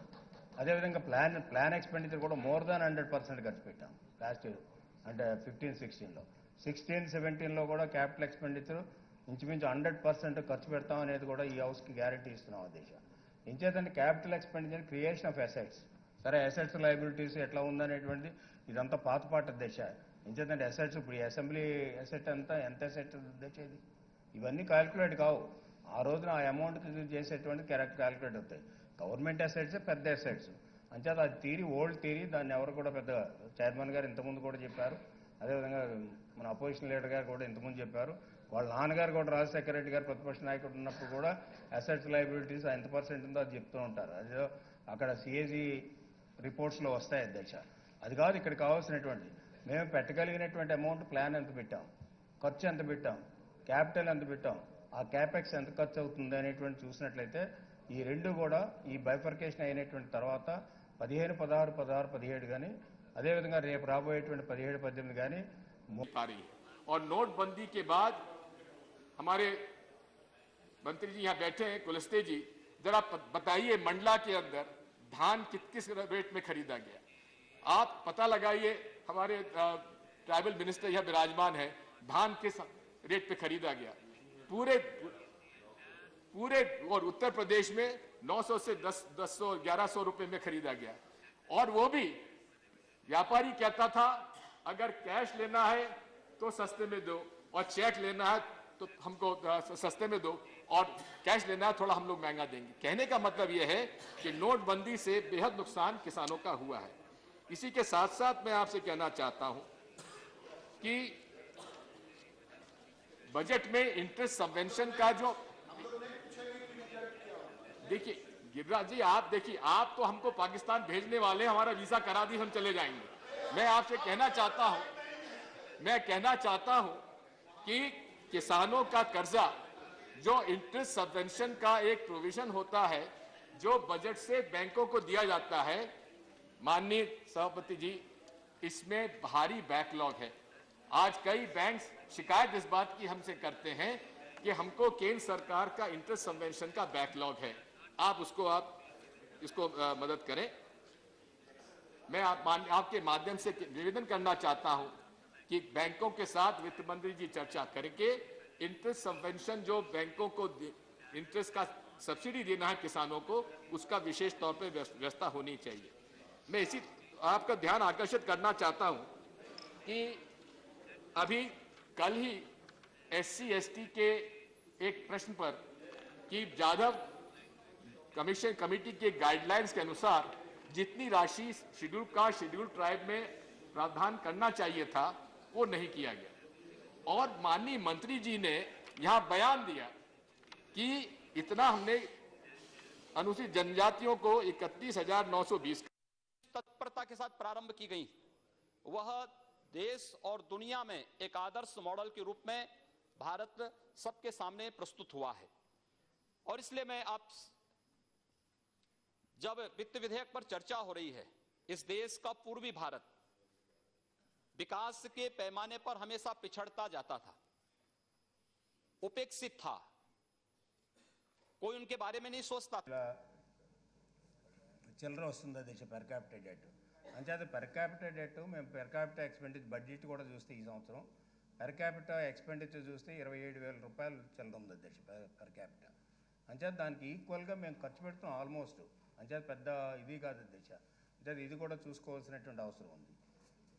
GSTP tax ratio గురించి చెప్పారు. జిఎస్టిపి ట్యాక్స్ రేషియో ఇక్కడే కదా దేశ, ప్రపంచవ్యాప్తంగా ఒకలాగే ఉంటుంది. అది ఏం చేద్దంటే మందకి తర్వాత వస్తుంది దర్శ.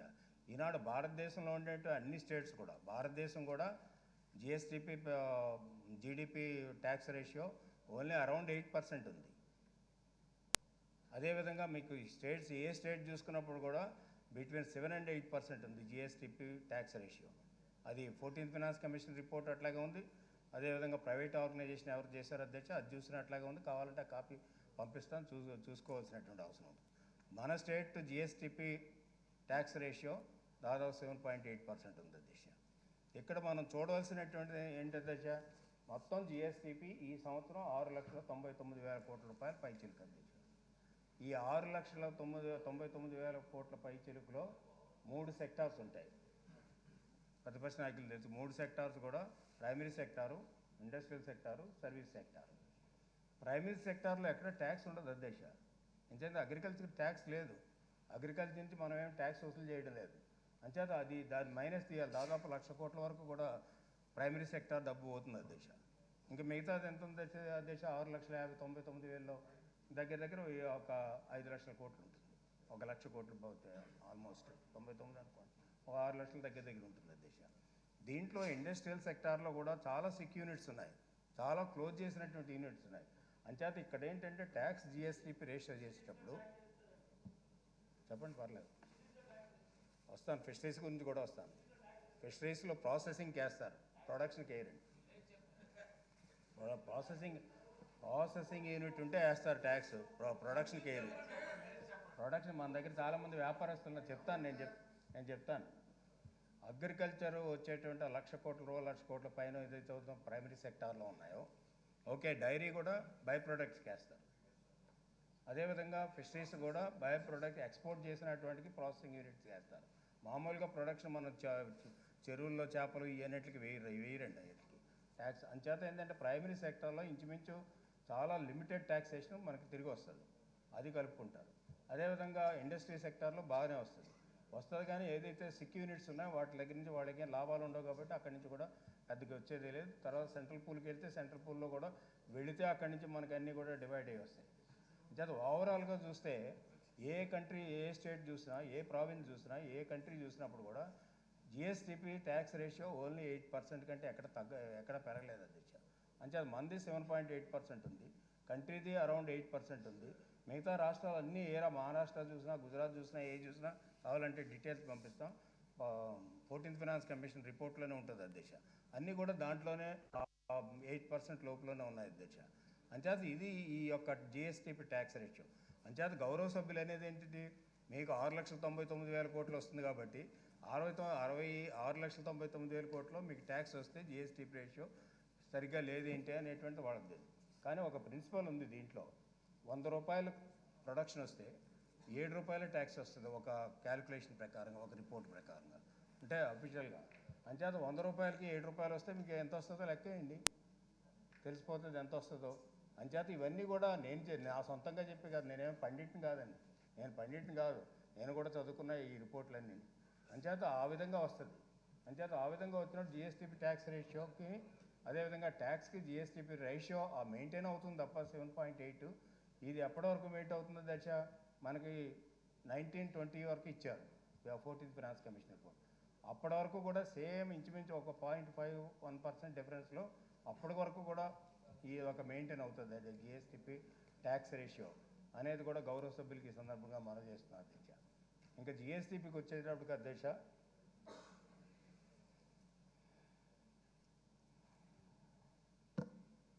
జిఎస్టిపికి వచ్చేటప్పటికి మనకు ప్రైమరీ సెక్టార్, గౌరవ సభ్యులు అందరిది కూడా ఒకటే వాదన, ప్రతిపక్షాలంతా కూడా ఇది కరెక్ట్ కాదు, ఇదని కుక్కప్ స్టోరీ అన్నటువంటిగా మాట్లాడారు అధ్యక్ష.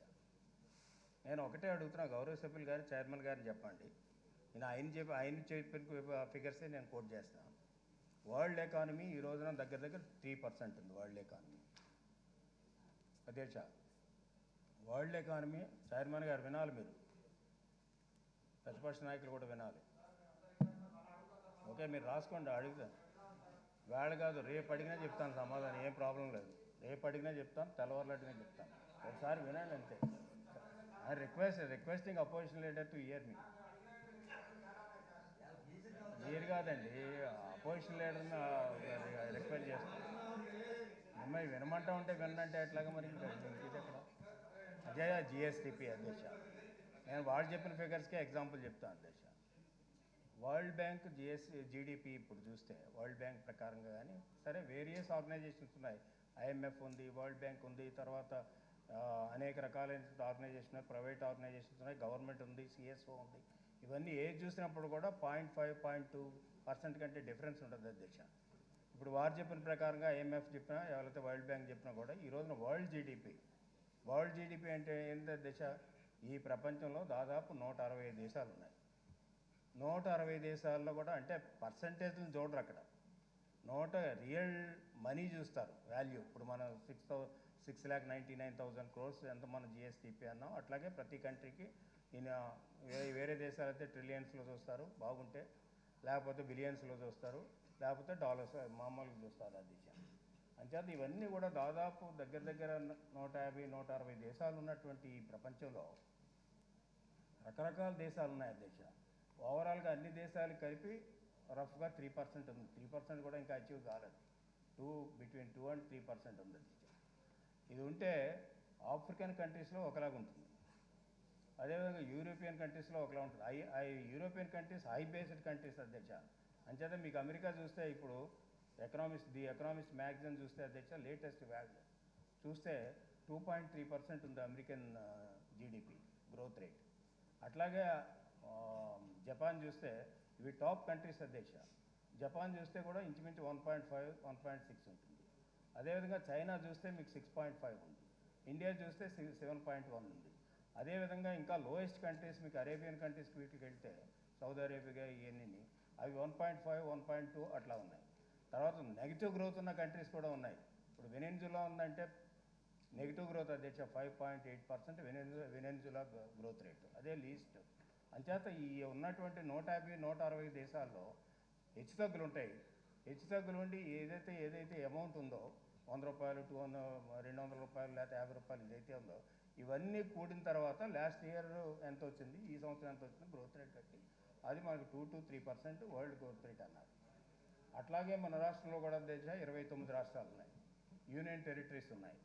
యూనియన్ టెరిటరీస్ గ్రోత్ రేట్ తీసుకుంటారు, గ్రోత్ రేట్ కాదు దేశ రియల్ టర్మ్స్ తీసుకుంటారు. అదేవిధంగా స్టేట్స్ అన్నీ కూడా రియల్ టర్మ్ మనదైతే ఏ విధంగా అయితే 6,000 కోట్ల పైచీలకు తీసుకున్నారో అట్లాగే అన్ని రాష్ట్రాల నుంచి కూడా తీసుకుంటారు. దీంట్లో హై బేస్డ్ స్టేట్స్ ఏమిటంటే మహారాష్ట్ర, కర్ణాటక, గుజరాత్, అదేవిధంగా తమిళనాడు, ఈ హై బేస్డ్ స్టేట్స్ అది వెస్ట్ బెంగాల్ ఇవన్నీ కూడా. అంచేత హై బేస్డ్ స్టేట్లో గ్రోత్ రేట్ తక్కువ ఉంటుంది, లో బేస్ స్టేట్లో గ్రోత్ రేట్ ఎక్కువ ఉంటుంది. ఇది ఫండమెంటల్ ప్రిన్సిపల్, దీంట్లో చెప్పాల్సిన అవసరం లేదు. మీకు అర్థం కాకపోతే నేనేం చేస్తాను, ఎట్లా అంటే అర్థం కాలేదని అర్థం అంటే ఓకే అధ్యక్ష చెప్తున్నాను. నేను చెప్పేది నేను చెప్పుకుంటాను, మీరు అడిగేది మీరు అడగండి అధ్యక్ష.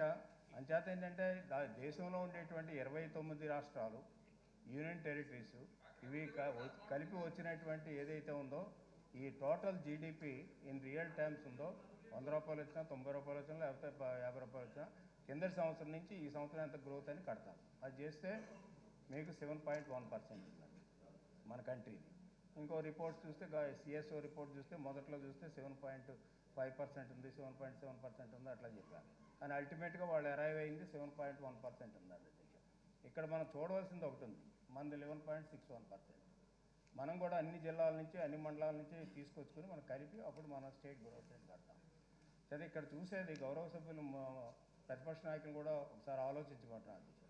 వరల్డ్ గ్రోత్ రేటు దగ్గర 3% ఉంది, ఇండియా గ్రోత్ రేటు 7.1% ఉంది. ఈ రెండింటికి డిఫరెన్స్ ఎంత అధ్యక్ష? దగ్గర 4%, 4% difference. So India growth rate 7.1% ఉంది, మన గ్రోత్ రేట్ 11.61%. ఈ రెండింటికి డిఫరెన్స్ ఎంత? Same percent.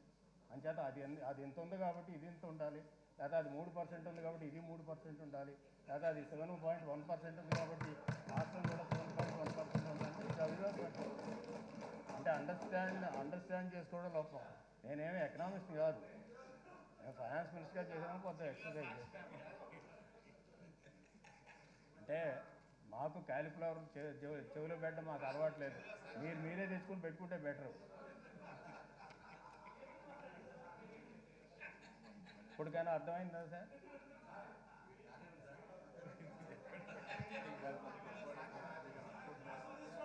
ఇప్పటికైనా అర్థమైందా? గౌరవ స్పీకర్ గారిని అడుగుతున్నావా, మీ ద్వారా వారిని ఇప్పటికైనా అర్థమైందా? World bank 3%, India 7.1%, the gap is 4%, India 7.1%, మన రాష్ట్రం 11.61%, ద గ్యాప్ ఈజ్ 4%.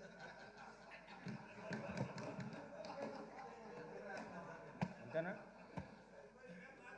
సో ఇది జిఎస్సిపి అంచేత ఎట్లా పెరుగుతుందంటే చెప్తా అధ్యక్ష. సరే అధ్యక్ష, ఓకే అగ్రికల్చర్ సెక్టార్కి వెళ్దాం. నేను అన్నీ చెప్పడం లేదు అధ్యక్ష, మెయిన్ వారు చేసినటువంటి అబ్జెక్షన్స్కి క్లారిఫికేషన్ చెప్తున్నాను అంతే, రిప్లై కూడా కాదు అధ్యక్ష. అగ్రికల్చర్కి వెళ్దాం. అగ్రికల్చర్లో చైర్మన్ గారు మాట్లాడుతూ చాలా విషయాలు చెప్పారు. ఫెర్టిలైజర్ తక్కువ వాడారు, అదేవిధంగా ఇటువంటి విషయాలన్నీ కూడా చెప్పుకొచ్చారు అధ్యక్ష. సరే అగ్రికల్చర్ గ్రోత్ ఇక్కడ బేసిక్గా మీరు చూడవలసింది 3 సెక్టార్స్లో structural growth rate, structural changes వస్తున్నాయి. అంటే structural changes not in between 3 sectors but also in between within sub sectors. This fact should be noted down. ఏం చేద్దంటే అధ్యక్ష, మీకు సర్వీస్ సెక్టార్ ఈ సంవత్సరం పెద్దగా అనుకున్నంతగా లేదు. ఈవెన్ ఈవెన్ గవర్నమెంట్ ఆఫ్ ఇండియాతో పోల్చుకున్నా గవర్నమెంట్ ఆఫ్ ఇండియా ఎంత గ్రోత్ రేట్ ఉందో మనకు అంతే గ్రోత్ రేట్ ఉంది సర్వీస్ సెక్టార్. ఇండస్ట్రీ సెక్టార్ కూడా 10.05 ఉంది, కానీ అది కూడా పెద్దగా అనుకున్నంత రాలేదు. ఏం చేద్దంటే 6 యూనిట్స్ ఎక్కువైపోయి అవన్నీ కూడా ఐడెంటిఫై చేయమన్నాం. అందుకనే అథారిటీ, స్పెషల్ అథారిటీ ఎంఎస్సిబి పెట్టి అవన్నీ కూడా మానిటర్ చేసుకోవాలనుకున్నాం. ఇప్పుడు కొత్తగా వచ్చినటువంటి ఇండస్ట్రీస్ అన్ని కూడా అవన్నీ కూడా గ్రౌండ్ అయ్యి ప్రొడక్షన్కి వస్తే డెఫినెట్గా ఇండస్ట్రియల్ గ్రోత్ రేట్ బాగా పెరుగుతుంది అధ్యక్ష. అంచేత పెరిగినప్పుడు ఇప్పుడు యాజ్ ఆన్ టుడే చూస్తే మీరు బైఫర్కేషన్ కంటే ముందు చూస్తే అధ్యక్ష, మన రాష్ట్రం ఆంధ్రప్రదేశ్ కంబైన్డ్ స్టేట్లో అగ్రికల్చర్ ప్రైమరీ సెక్టార్ 3rd ప్లేస్లో ఉండేది, 1st ప్లేస్లో సర్వీస్ సెక్టార్ ఉండేది, 2nd ప్లేస్లో ఇండస్ట్రీ సెక్టార్ ఉండేది. బైఫర్కేషన్ అయిన తర్వాత స్ట్రక్చరల్ చేంజెస్లో అగ్రికల్చర్ సెక్టార్ 2nd ప్లేస్కి వచ్చింది. 1st ప్లేస్ ఇంకా తక్కువైనప్పుడు కూడా 1st ప్లేస్ ఇంకా సర్వీస్ సెక్టార్లో ఉంది. అగ్రికల్చర్ 2nd ప్లేస్లోకి వచ్చింది, ఇండస్ట్రీ సెక్టార్ 3rd ప్లేస్లోకి వచ్చింది. ఎందుకు వచ్చిందంటే అధ్యక్ష, మీకు తెలుసు కదా, మా hours is agriculture based economy మొత్తం అంతా కూడా, కోస్టల్ అంతా కూడా. అంటే డెల్టాస్ ఉన్న ప్లేసు, అదేవిధంగా అక్కడ ఇప్పుడు రాయలసీమ థర్డ్, అక్కడ గ్రౌండ్ నట్ ఇటువంటివన్నీ వేరే హార్టికల్చర్ బాగా పండుతాయి. అంచేత ఏంటంటే మనకు అగ్రికల్చర్ సెక్టార్లో దాదాపు నేను చూస్తే డీటెయిల్గా అనలైజ్ చేసి చూస్తే అధ్యక్ష, అగ్రికల్చర్ సెక్టార్ 2nd ప్లేస్కి ఉంది. అనేది ఇది ఎప్పటి వరకు ఉంటుందని మనం చెప్పలేము. అదేవిధంగా ఇంటర్నల్గా చూస్తే అగ్రికల్చరు, హార్టికల్చరు ఇవన్నీ కూడా చూస్తే అధ్యక్ష, ఫిషరీస్ కానీ ఇవన్నీ చూస్తే హార్టికల్చర్ మరియు అగ్రికల్చర్ని డామినేట్ చేస్తుంది. అంటే అగ్రికల్చర్ ఎక్స్క్లూజివ్గా ప్యాడీని డామినేట్ చేస్తుంది అగ్రికల్చర్ అంతా, హార్టికల్చర్ అంతా కూడా. హార్టికల్చర్లో ఉండేటువంటి డామినేట్ చేయడానికి ప్రధానమైనటువంటి ఇప్పుడు కారణం ఏమవుతుందంటే, ఈ ఫ్రూట్స్ అన్నీ కూడా ఎక్స్పోర్ట్కి వెళ్తున్నాయి అధ్యక్ష. బాగా పండించుకోగలిగితే ఫ్రూట్స్కి డొమెస్టిక్ మార్కెట్ ఉంది, నేషనల్ మార్కెట్ ఉంది, ఇంటర్నేషనల్ మార్కెట్ ఉంది. ఈ ఉండడంలో ఏంటంటే హార్టికల్చర్ బాగా ఇంప్రూవ్ అవుతుంది కాబట్టి దాన్ని కూడా ప్రమోట్ చేస్తుంది గవర్నమెంట్ కూడా. అందుకనే హార్టికల్చర్ హబ్ కింద మనం క్రియేట్ చేసాం. అదేవిధంగా రెండోది వచ్చేటప్పటికన్నా అగ్రికల్చర్ ప్యాడీ వచ్చేటప్పటికి దానికి ఇంటర్నేషనల్ మార్కెట్ అంతగా లేదు అధ్యక్ష. అదేవిధంగా ఇంటర్నేషనల్ మార్కెట్ కాదు, నేషనల్ మార్కెట్లో కూడా మన ప్యాడీ అంత లేదు. ఏం చేద్దంటే ఎంటైర్ నార్త్ ఇండియా అంతా కూడా గోధుమలు తింటారు, వరి ప్యాడీ తినేవాళ్ళు చాలా తక్కువ, రైస్ తినేవాళ్ళు చాలా తక్కువ అధ్యక్ష. అంతే మనకి నేషనల్ మార్కెట్ లేదు ప్యాడీకి, అందుకని ఎప్పుడు కూడా దీనికి రేటు కూడా సరిగ్గా రావడం లేదు. అంచేత ఎంఎస్పీ ఇవ్వడానికి, మార్కెట్ ఇంటర్వెన్షన్ ఇవన్నీ మనం పడుతున్నాం అధ్యక్ష. ఈ విధంగా హార్టికల్చర్ రాను ఓవర్టేక్ చేసేటట్టు ఉంది ప్యాడీని. అదేవిధంగా సెక్టార్ కూడా అగ్రికల్చర్ సెక్టార్ సస్టైన్ అవ్వాలి అధ్యక్ష. ఎందుకు సస్టైన్? ఫిషరీస్ గురించి చెప్పారు. ఫిషరీస్ ఏదైతే ఎంపెడా ఆ రిపోర్టు వారు కోట్ చేశారో, ఎంపీడా రిపోర్ట్లో అదర్ దాన్ మన స్టేట్లో ఉండేటువంటి పోర్ట్స్ ఏవి కూడా దాంట్లో మనలో చూపించలేదు అధ్యక్ష. ప్రొడక్షన్ అంతా ఇక్కడి నుంచి వస్తుంది. అదేవిధంగా మనకి చేప ఇదంతా కూడా చెరువుల్లో వస్తుంది. తర్వాత కొన్ని దాదాపు స్పెషల్ హ్యాచరీస్ ఇవన్నీ కూడా ఉంటాయి అధ్యక్ష. ఎక్కడైతే కృష్ణపట్నం, అదే వైజాగ్, మన పోర్ట్లు ఉన్నాయో మన పోర్ట్లో వచ్చినటువంటి ప్రొడక్షన్ మాత్రమే ఎంపీడాలో చూపించారు. కానీ అదర్ దాన్ మన దగ్గర ప్రొడక్షన్ వచ్చి మనం కొచ్చిన్ కానీ, అదేవిధంగా మేము చెన్నై కానీ, అదేవిధంగా పారాదీప్ కానీ ఇటువంటి పోర్టుల్లో ఎక్స్పోర్ట్ వెళ్తుంది అధ్యక్ష మన దగ్గర నుంచి కూడా. అది ఒకటి ఏదైతే ప్రాన్ ఇతర పోర్టుల్లో వెళ్ళిందో అది కూడా దీంట్లో పెద్దగా కౌంట్ చూపించట్లేదు. అదేవిధంగా మనకు ఉండేటువంటి ఫిషరీస్లో ఎక్కువ మనకు లోకల్గా ఫిషరీస్ ప్రొడక్షన్ వస్తుంది. దాని కాస్ట్ వాల్యూ దాని వీళ్ళు కూడా ఎంపీడాలో చూపించలేదు. అయితే ఇటువంటి కొద్దిగా ఎనామలీ, స్మాల్ ఎనామలీ ఉంది. కానీ ఆల్మోస్ట్ ఎంపీడా అదేవిధంగా మా రిపోర్టు ఆల్మోస్ట్ ఒకటిగానే ఉన్నాయి అధ్యక్ష. ఏం చేత అవన్నీ కన్సిడరేషన్లోకి తీసుకుంటే ఒకటే అవుతుంది ఆల్మోస్ట్. అంచేత గవర్నమెంట్ ఆఫ్ ఇండియా ఏం చేస్తారు, ఓవరాల్ కంట్రీలో వాళ్ళకి పోర్టు, చెన్నై పోర్టు వేరు, వాళ్ళకి తమిళనాడులో తీసుకుంటారు, కొచ్చిన్ పోర్టు కేరళలో తీసుకుంటారు, పారాదీప్ ఒరిస్సాలో తీసుకుంటారు. అంచేత డిఫరెంట్ స్టేట్లో డిఫరెంట్ పోర్ట్స్ ఉన్నాయి కాబట్టి అక్కడే ప్రొడక్షన్ అయినట్టు వాళ్ళు లెక్కలేసుకోవడంలో ఈ ఎంపీడా రిపోర్ట్లో పెట్టుకోవచ్చు అధ్యక్ష. అంచేత ఓవరాల్గా చూస్తే ఫిషరీస్ 30% ఎట్లా వచ్చింది, దీనికి ఎవరేం చెప్తారు 30% ఎట్లా వచ్చింది? నేను నా జేబులో నుంచి లెక్కేసేది కాదు అధ్యక్ష, మీరు కూడా లెక్కేయలేరు. మీకు ఇస్తాను, పోనీ లెక్కేయండి, మీరు లెక్కేయండి సెక్టార్స్ ఎంత వస్తుందో మీరు లెక్కేసి మీ జిఎస్టీపీ ఎంతో చెప్పండి. మీకు 6 నెలలు టైం ఇస్తున్నాం, 6 నెలల టైంలో మన రాష్ట్ర జిఎస్టీపీ ఎంత ఉంటుందో చెప్పండి మీరు అంతాను, మీకు ఇచ్చిన లెక్కల ప్రకారం. అంతే అధ్యక్ష, ఈ జిఎస్టీపీ 1 ప్రొడక్షను, 2 ప్రొడక్టివిటీ, 3 కాస్ట్, ఆ రోజు ఉండేటువంటి కాస్ట్ ఇవన్నీ క్యాలిక్యులేట్ చేస్తే దానికి మన ప్రొడక్షన్ వాల్యూ వస్తుంది, జీవీఏ వస్తుంది. అది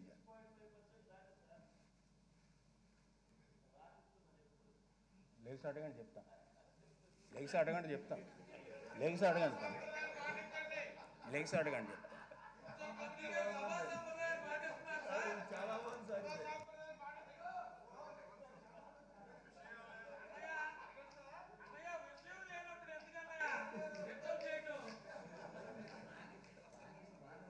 అధ్యక్ష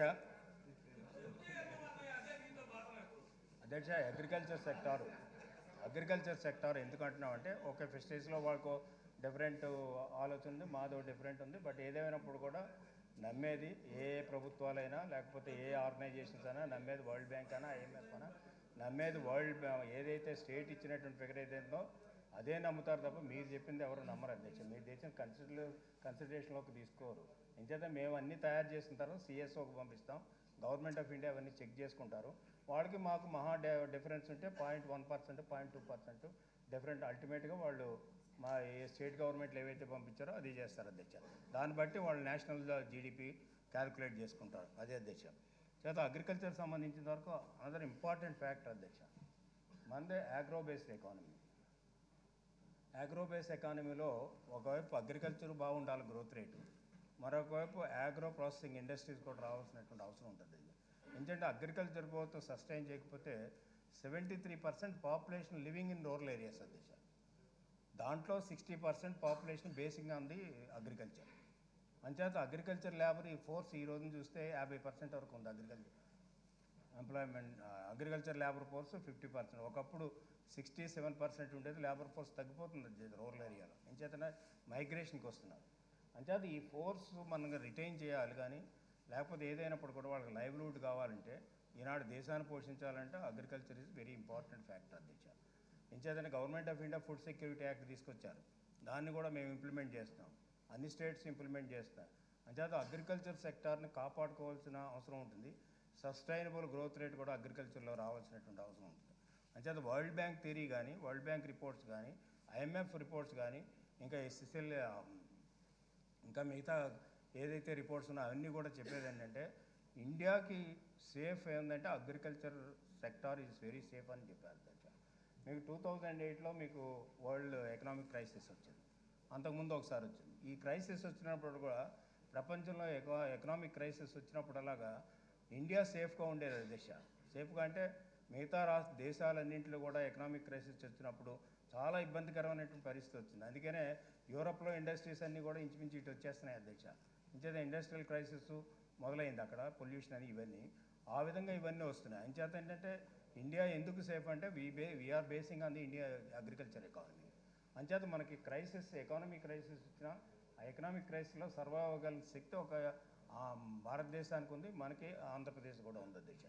అంచేత దీన్ని మనం సర్వైవ్ చేసుకోవాలి, సస్టైన్ చేసుకోవాలనే ఉద్దేశంతో హార్టికల్చర్ని ఇండియాకే ఒక హబ్గా తయారు చేయాలనే ఒక ప్లాను, అదేవిధంగా హార్టికల్చర్ని ఇంప్రూవ్ చేయాలనేటువంటి ఒక ప్లాను, అదేవిధంగా ఆక్వా హబ్ కూడా తయారు చేయాలనేటువంటి ఒక ప్లాను.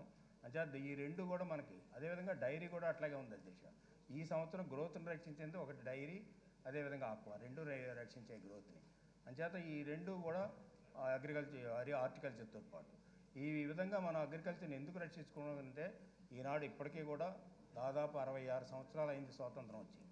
66 సంవత్సరాలు అయినప్పుడు కూడా రాజ్యాంగంలో పేదరికం పోవాలని చెప్పి పెట్టుకున్నప్పటికీ, అదేవిధంగా అందరూ కూడా సమానమైనటువంటి గ్రోత్ రావాలనుకున్నప్పుడు కూడా ఇంకా disparities in the society, disparity inequalities in the reasons ఇవన్నీ కూడా నడుస్తున్నాయంటే మెయిన్ ఏంటంటే వాళ్ళ ఎకనామిక్ కండిషన్స్ మనం ఇంప్రూవ్ చేయలేకపోతున్నాం అనేటువంటి చాలా స్పష్టంగా అవుతుంది అధ్యక్ష. ఈనాడు కూడా గినీ రిపోర్ట్ చూస్తే GINI గినీ రిపోర్ట్ కానీ చూస్తే అధ్యక్ష ఇన్ఈక్వాలిటీస్ పెరుగుతున్నాయి. Not only in India, America కూడా ఇన్ఈక్వాలిటీస్ పెరుగుతున్నాయి, అదే యూరోప్ ఇన్ఈక్వాలిటీస్ పెరుగుతున్నాయి, ఇండియాలో ఇన్ఈక్వాలిటీస్ పెరుగుతున్నాయి. ఎప్పుడు పెరుగుతున్నాయి అధ్యక్ష? ఎకనామిక్ రిఫార్మ్స్ 1991లో తీసుకొచ్చిన దగ్గర నుంచి కూడా పెరుగుతున్నాయి. అంటే అందరూ ఆ రోజున చెప్పింది మన్మోహన్ సింగ్ గారు, వైవి నరసింహ గారు వీళ్ళంతా చెప్పింది ఎకనామిక్ రిఫార్మ్స్ వస్తే పేదరికం తగ్గిపోద్ది, అంతా కూడా బ్రహ్మాండంగా ఉంటుందని చెప్తే ఈ రోజున అవుట్కమ్ చూస్తే అట్లా లేదు దేశ. ఎంచేతండి ఈ గినీ రిపోర్ట్లో చూస్తే మొత్తం కూడా అన్ని దేశాలు ఈ యొక్క ఇన్ఈక్వాలిటీస్ పెరుగుతున్నాయి. ఆ ఇన్ఈక్వాలిటీ దేశాల మధ్య పెరుగుతున్నాయి, ప్రాంతాల మధ్య పెరుగుతున్నాయి, ప్రజల మధ్య కూడా ఇన్ఈక్వాలిటీస్ పెరుగుతున్నాయి. Main crux of the problem before the world ఈ ఇన్ఈక్వాలిటీస్ తగ్గడం అనేటువంటిది చాలా ముఖ్యం అధ్యక్ష. అదేవిధంగా పేదరికం, ఓకే అమెరికా లాంటి దేశాలకు పెద్ద పేదరికం లేకపోవచ్చు, ఆ దేశానికి సంబంధించిన వరకు అక్కడ పేదరికం ఉంది. కానీ మన దేశంతో పోలిస్తే పేదరికం లేనట్టు లెక్క. మన దేశంలో కూడా మన రిపోర్ట్స్ ఉన్నాయి అధ్యక్ష. మన రిపోర్ట్స్లో కూడా ఈనాడు 8.5% పేదరికం ఉంది మన రాష్ట్రంలో అనేది వచ్చింది. గవర్నమెంట్ ఆఫ్ ఇండియా రిపోర్ట్, నా రిపోర్ట్ కాదు, వాళ్ళ ఎకనామిక్ సర్వే చూస్తే. అంచేత ఇది ఎంత పర్సెంటేజ్ ఉందో గ్రౌండ్ లెవెల్లో చూస్తే ఇంకా పేదవాళ్ళు అందరూ కూడా మనకు కనపడుతూ ఉంటారు అధ్యక్ష.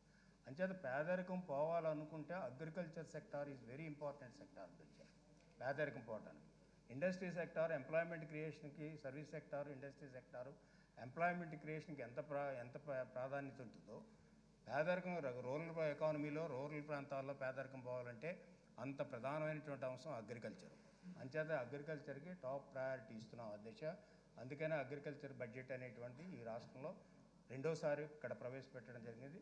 దాంట్లో దాదాపు 9,900 కోట్ల రూపాయల దగ్గర అగ్రికల్చర్ బడ్జెట్కి ఇవ్వడం జరిగింది అధ్యక్ష.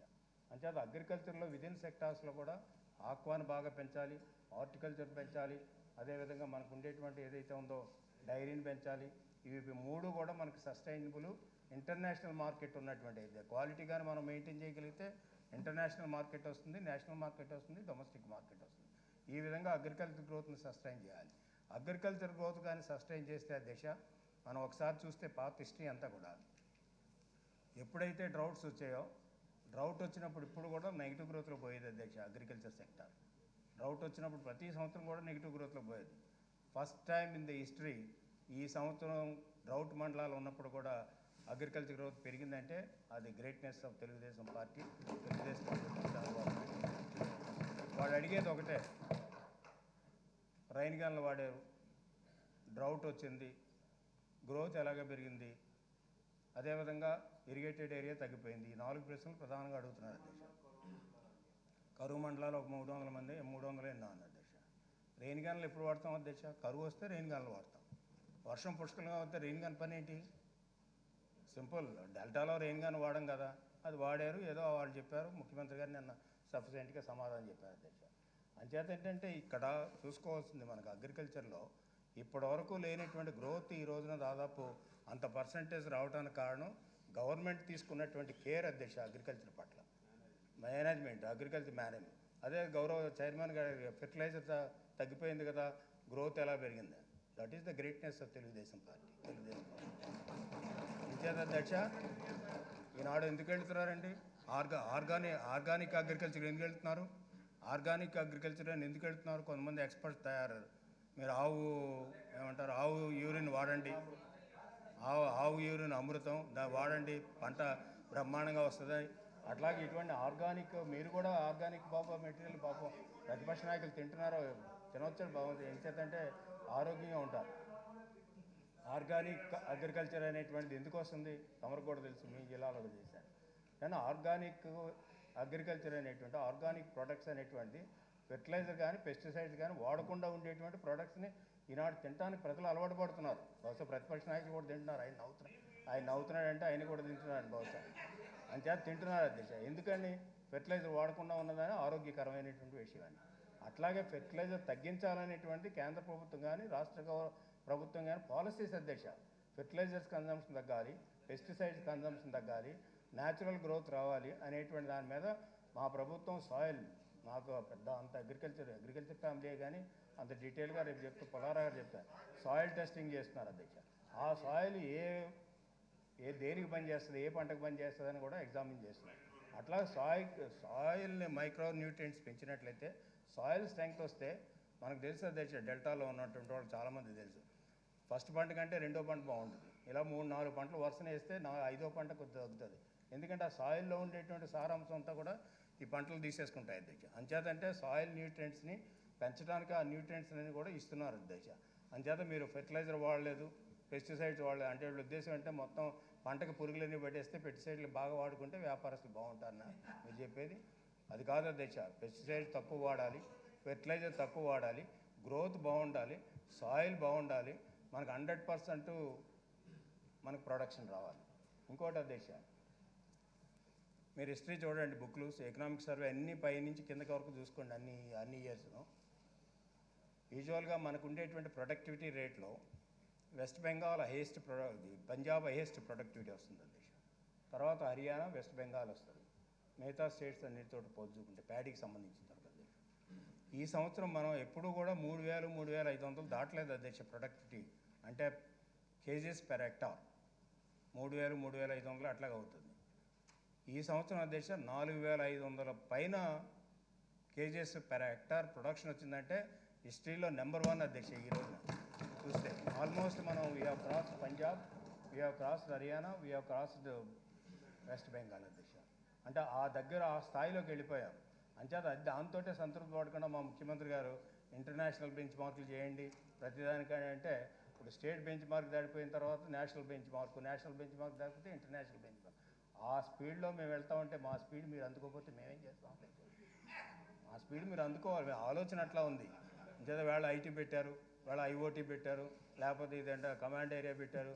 అంతే కమాండ్ ఏరియా మిమ్మల్ని కమాండ్ చేయడానికి కాదు, మా అడ్మినిస్ట్రేషన్ కమాండ్ చేసుకోవడం. అంచేత ఈ విధంగా చేస్తే అగ్రికల్చర్ అందుకే అధ్యక్ష మనకి ప్రొడక్టివిటీ పెరిగింది.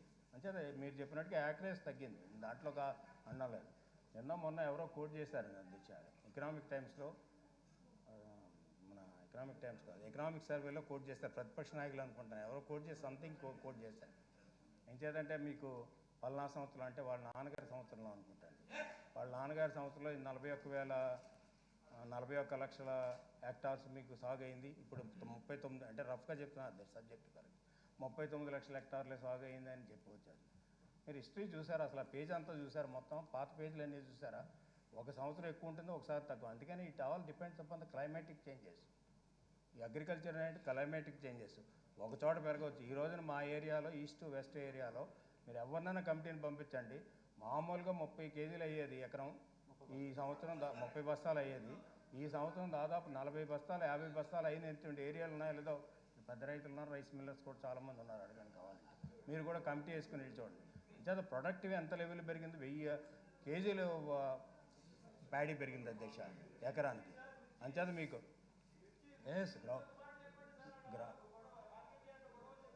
గ్రౌండ్ నెట్ ప్రాబ్లమ్స్ ఉంటాయండి సమాజంలో ఉన్న.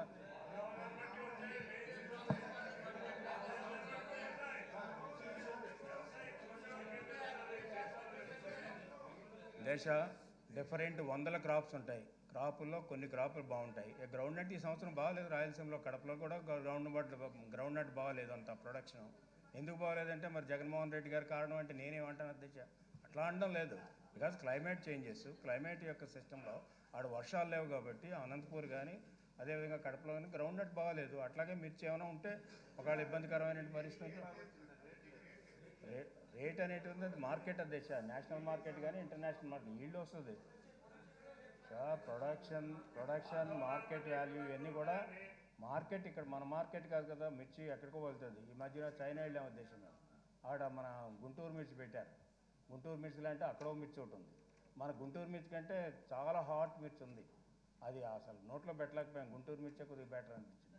అంటే ఈనాడు కాంపిటీషన్, ప్రపంచవ్యాప్తంగా కాంపిటీషన్ ఉంది. ఆ కాంపిటీషన్లో ప్రొడక్ట్స్ తయారు చేస్తున్నారు. ఆ ప్రొడక్ట్స్ ఏది బాగుందంటే అది మార్కెట్ వాల్యూ, ఇంటర్నేషనల్ మార్కెట్ ఎవరైతే క్యాచ్ చేస్తారో వాళ్ళకు ఉంది. ఒకప్పుడు మన ప్యాడీ బాగుండేది, వియత్నాం బాగుండేది కాదు. ఇప్పుడు వియత్నాం మనం ఓవర్టేక్ చేసింది. బట్ ప్రపంచవ్యాప్తంగా కూడా జపాన్ రైస్ తింటారు. ఇంచేదని ప్రపంచవ్యాప్తంగా రైస్ తినడానికి వాళ్ళు స్టిక్కీ రైస్ కావాలి, మన రైస్ తినరు. అంచేత మనకు మార్కెట్ లేదు. ఇవన్నీ ఫ్యాక్టర్స్, ఇవన్నీ కూడా అడ్రస్ చేయాలి. అది గవర్నమెంట్ ఆఫ్ ఇండియా అడ్రస్ చేయాలి, మనం అడ్రస్ చేయాలి.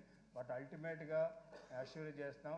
తర్వాత ఎంఎస్పీ ఇవ్వడంలో కానీ, రైతులను ఆదుకోవడంలో కానీ, అగ్రికల్చర్ ప్రొడక్ట్ చేయడంలో కానీ, అగ్రికల్చర్ గ్రోత్ సస్టైనబుల్ గ్రోత్ తయారు చేయడంలో కానీ ఈ రాష్ట్రం, ఈ ప్రభుత్వం అన్నింటికంటే ముందుంటుంది. తప్పకుండా సస్టైనబుల్ గ్రోత్ తీసుకొస్తాం అగ్రికల్చర్లో అనేది కూడా మరొకసారి సందర్భంగా మనం చేస్తాం. టైం అయిపోయిందా?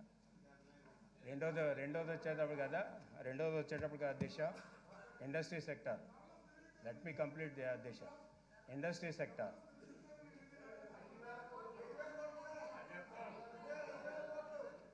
నేను బడ్జెట్లో పెట్టామండి. ఆ ఫిగర్స్ అన్నీ కూడా బడ్జెట్ బుక్స్ మీ ముందే ఉన్నాయి, చూసుకోండి. అది డోంట్ వేస్ట్ మై టైం అధ్యక్ష. ఇండస్ట్రీ సెక్టార్ చెప్తాను తర్వాత మీరు క్లారిఫికేషన్ అడిగితే చెప్తాను. మీరు క్లారిఫికేషన్ అడగండి, చెప్తాను తప్పకుండా. ఇండస్ట్రీ సెక్టార్ అధ్యక్ష, ఇండస్ట్రీ సెక్టారు ఎందుకు ఇంపార్టెంట్ అంటే ఈ ఇండస్ట్రీ సెక్టార్లో మనకి అసలు నిన్నే సబ్స్టాన్షియల్గా ఆన్సర్ చేశాను అధ్యక్ష. మళ్ళీ దాని అంత జోలికి పోవడం లేదు. సరే, కొన్ని గ్రౌండ్ అయ్యి, కొన్ని గ్రౌండ్ కాకపోతున్నాయి. అదేవిధంగా కొంతమంది రాకపోవచ్చు. మొత్తం ఓవరాల్గా చూస్తే అధ్యక్ష 11,000 చిల్లర ఎంఓయూస్ అయ్యాయి. దాంట్లో 50% వచ్చినప్పటికి కూడా దాదాపు 20 లక్షల కోట్లలో, అంటే 10 లక్షలు, తర్వాత 4 లక్షల చిల్లర, మొత్తం 16 లక్షల కోట్లు అధ్యక్ష. 16 లక్షల కోట్లలో పోనీ మేము అన్నంత ప్రకారంగా 50% వచ్చినా ఇంచుమించు భారతదేశంలో ఎక్కడా కూడా ఏ రాష్ట్రంలో కూడా ఇంక్లూడింగ్ గుజరాత్ యావరేజ్ తీసుకుంటే ఓన్లీ 5% మెటీరియలైజ్ అయ్యేది దిశ, కానీ ఇక్కడ 50% మెటీరియలైజ్ అవుతున్నాయి. అది మా ప్రభుత్వం మీద ఉన్నటువంటి ఇన్వెస్టర్స్కి ఉండేటువంటి నమ్మకం అనేది కూడా మీకు ఈ సందర్భంగా మనం చేస్తున్నాం. ఏం చేతనే ముఖ్యమంత్రి గారితో నేను కూడా తిరిగా, అన్ని దేశాలు తిరిగా, సిఐ సమ్మిట్లు నేను నా ఆధ్వర్యంలో కండక్ట్ చేశాం. ఈనాడు వాళ్ళు ఇంట్రెస్ట్ చూపిస్తున్నారు. ఎందుకంటే ఒకటే లీడర్షిప్ అధ్యక్ష, రెండవది సస్టైనబుల్ గవర్నమెంట్. అంచేత ఈ గవర్నమెంట్ ఎవరు ఏం చేయలేదు, మాకు అబ్సల్యూట్ పవర్ ఉంది, అబ్సల్యూట్గా డెవలప్మెంట్ చేస్తున్నాం, అబ్సల్యూట్గా మేము కార్యక్రమాలు చేస్తున్నాం. అంచేత ఎవరు ఏమైనా ఉంటే అధ్యక్ష పాత చరిత్రను అడుగుతున్నారు వాళ్ళు. పాత చరిత్రను అడుగుతూ ఉంటే అది మర్చిపోండి అని మేము చెప్తున్నాం. ఎంచేతంటే మీరు మర్చిపోలేకపోయినప్పుడు కూడా మేము వాళ్ళని మర్చిపోమన్నాం. ఎంచేత మేము కొత్త ప్రభుత్వం వచ్చాం, మీ దగ్గర ఇన్వెస్ట్మెంట్ చేయండి అంటే ఇన్వెస్ట్మెంట్ చేస్తున్నారు. అందుకనే 16 లక్షల కోట్ల పైన ఈనాడు ఇన్వెస్ట్మెంట్ పెట్టడానికి సిద్ధంగా ఉన్నారు. దాంట్లో 50% వరకు మెటీరియలైజ్ అవుద్ది. మీరు మొదట్లోనే కాదు, పిల్లబుట్టగానే మాకు 20 సంవత్సరాలు వచ్చాయంటే ఎట్లా? పిల్లబుట్టగానే 20 సంవత్సరాలు రావండి. 20 సంవత్సరాలు అయిన తర్వాత 20వ సంవత్సరం వస్తుంది. అంచేత 19 సంవత్సరాలు అవ్వాలి కదా ముందు 20 సంవత్సరం రావడానికి. అంచేత ఇది ఒక స్ట్రాటజీ ప్రకారంగా నడుస్తుంది. ఆ విధంగా చేయాలి. దాంట్లో ముఖ్యంగా అంటే అధ్యక్ష ఎంప్లాయ్మెంట్. ఎంప్లాయ్మెంట్ మేము ఏం చెప్పాము, మేనిఫెస్టోలో ఏం చెప్పామో ఆయన వాళ్ళు చాలాసార్లు చదువుకున్నారు అధ్యక్ష. మేనిఫెస్టోలో చెప్పిన ప్రకారంగానే మేము చేయబోతున్నాం. దానికి పాలసీ తయారు చేసాం. డ్రాఫ్ట్ పాలసీ తయారైంది. ముఖ్యమంత్రి గారి పరిధిలో డ్రాఫ్ట్ పాలసీ అప్రూవ్ చేయాలి. ఆ చేసిన తర్వాత ఎవరైతే మేము ఏం చెప్పాం, ప్రతి యూత్కి కూడా ఉద్యోగం లేనటువంటి, ఉద్యోగం అంటే లేకపోతే ఎక్కడ అధ్యక్ష, ప్రైవేట్ సెక్టార్లోనూ ఉద్యోగం ఉండొచ్చు, లేకపోతే గవర్నమెంట్ సెక్టార్లో మేము ఇచ్చినటువంటి 30-40 వేల పోస్టులు దాంట్లోనే ఉద్యోగం వచ్చి ఉండొచ్చు. ఏది రాకుండా మిగిలిపోయిన వాళ్ళు ఉంటే ఖాళీగా ఉన్నట్టు లెక్క. ఆ ఖాళీగా ఉన్నటువంటి వాళ్ళకి మేము అలవెన్స్ ఇస్తున్నాం. అది మేము చేయబోతున్నాం. దానికి ఇనీషియల్గా 500 కోట్ల రూపాయలు పెట్టాం. ఏంటి మీకు అభ్యంతరం అని అడుగుతున్నా. 500 కోట్లు పెడితే 500 కోట్లు కాదు 10,000 కోట్లు ఖర్చు పెడతాం. మీకేంటి అభ్యంతరం? మా మేనిఫెస్టో ప్రకారం మేము చేస్తున్నాం. మీరు రేపు ఎలక్షన్ వచ్చినప్పుడు చెప్పుకోండి మీరేం చేశారో. అంచేత 100% మేము 500 కోట్లు పెట్టాము. ఇంకా ప్రతి సెక్టార్లో కూడా యూత్ ఉంటారు. అంచేత వీళ్ళందరినీ కూడా ఎవరికైతే జాబులు లేవో ఆ జాబులు లేనటువంటి అందరికీ కూడా అలవెన్స్ ఇస్తాము. అలవెన్సే కాదు, ఇందాక ముఖ్యమంత్రి గారు చెప్పినట్టుగానే అలవెన్స్ ఇస్తూనే వాళ్ళు కూడా సొసైటీకి సేవ చేయాలనేటువంటి ఒక ఆలోచన జరుగుతుంది. సొసైటీలో ఉండేటువంటి ఈ రుగ్మతలు ఏవైతే ఉన్నాయో అవి పోగొట్టడానికి వాళ్ళు కూడా ఉపయోగపడాలి.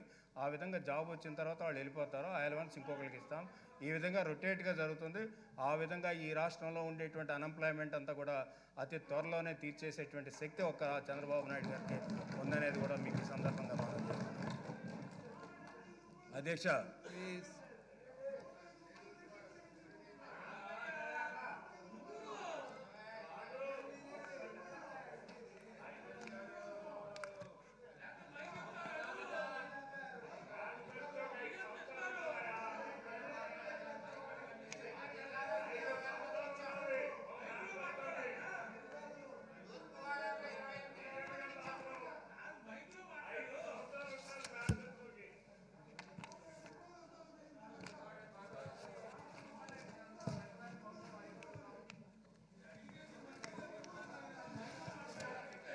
అధ్యక్ష,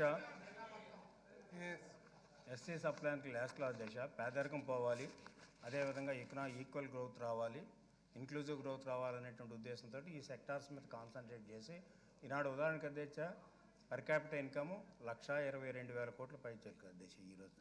ఇంకా మన తెలంగాణతో ఇంకా తక్కువగానే ఉన్నాం. సార్ మిగతా రాష్ట్రాలతో పోల్చుకుంటే చాలా రాష్ట్రాల కంటే మనం ఎక్కువగా ఉన్న మనకంటే ఎక్కువగా ఉన్న రాష్ట్రాలు ఉన్నాయి, మనకంటే తక్కువ ఉన్నటువంటి రాష్ట్రాలు ఉన్నాయి. ఏదేమైనా కూడా 1,22,000 రూపాయలు, ఓకే దానిలో డిస్ప్యూట్ ఉన్నప్పుడు కూడా 1,22,000 రూపాయలు ఈనాడు పెర్ క్యాపిటల్ ఇన్కమ్ మన ప్రతి ఒక్కరికి కూడా.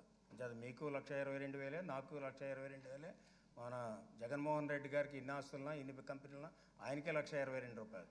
ఇది డిఫరెన్స్ ఉంది. ఎంచేదని నేను మొదటి నుంచి కూడా చెప్తున్నాను. ఈ పెర్ క్యాపిటల్ ఇన్కమ్ క్యాలిక్యులేషన్ అనేటువంటిది పెద్దోళ్ళకి వచ్చినటువంటి ఆదాయంతో కలిపేసి చిన్నోళ్ళకి కూడా వచ్చిందనేటువంటి ఒక నేనే కాదు చాలామంది ఎకనామిక్స్ డౌట్ ఎక్స్ప్రెస్ చేస్తున్నారు. దీన్ని కూడా ఓకే ఏదేమైనప్పుడు కూడా ఇప్పుడు ఉండేటువంటి మెథడాలజీని సిస్టమ్ని అడాప్ట్ చేయాలి కాబట్టి మనకు 1,22,000, లాస్ట్ టైం 1,09,000 అధ్యక్ష. అంచేత మనకు పెరిగింది దాదాపు 13% పైన మనకి ఈ గ్రోత్ పెరిగింది అధ్యక్ష. ఈవెన్ పర్ క్యాపిటల్ ఇన్కంలో కూడా.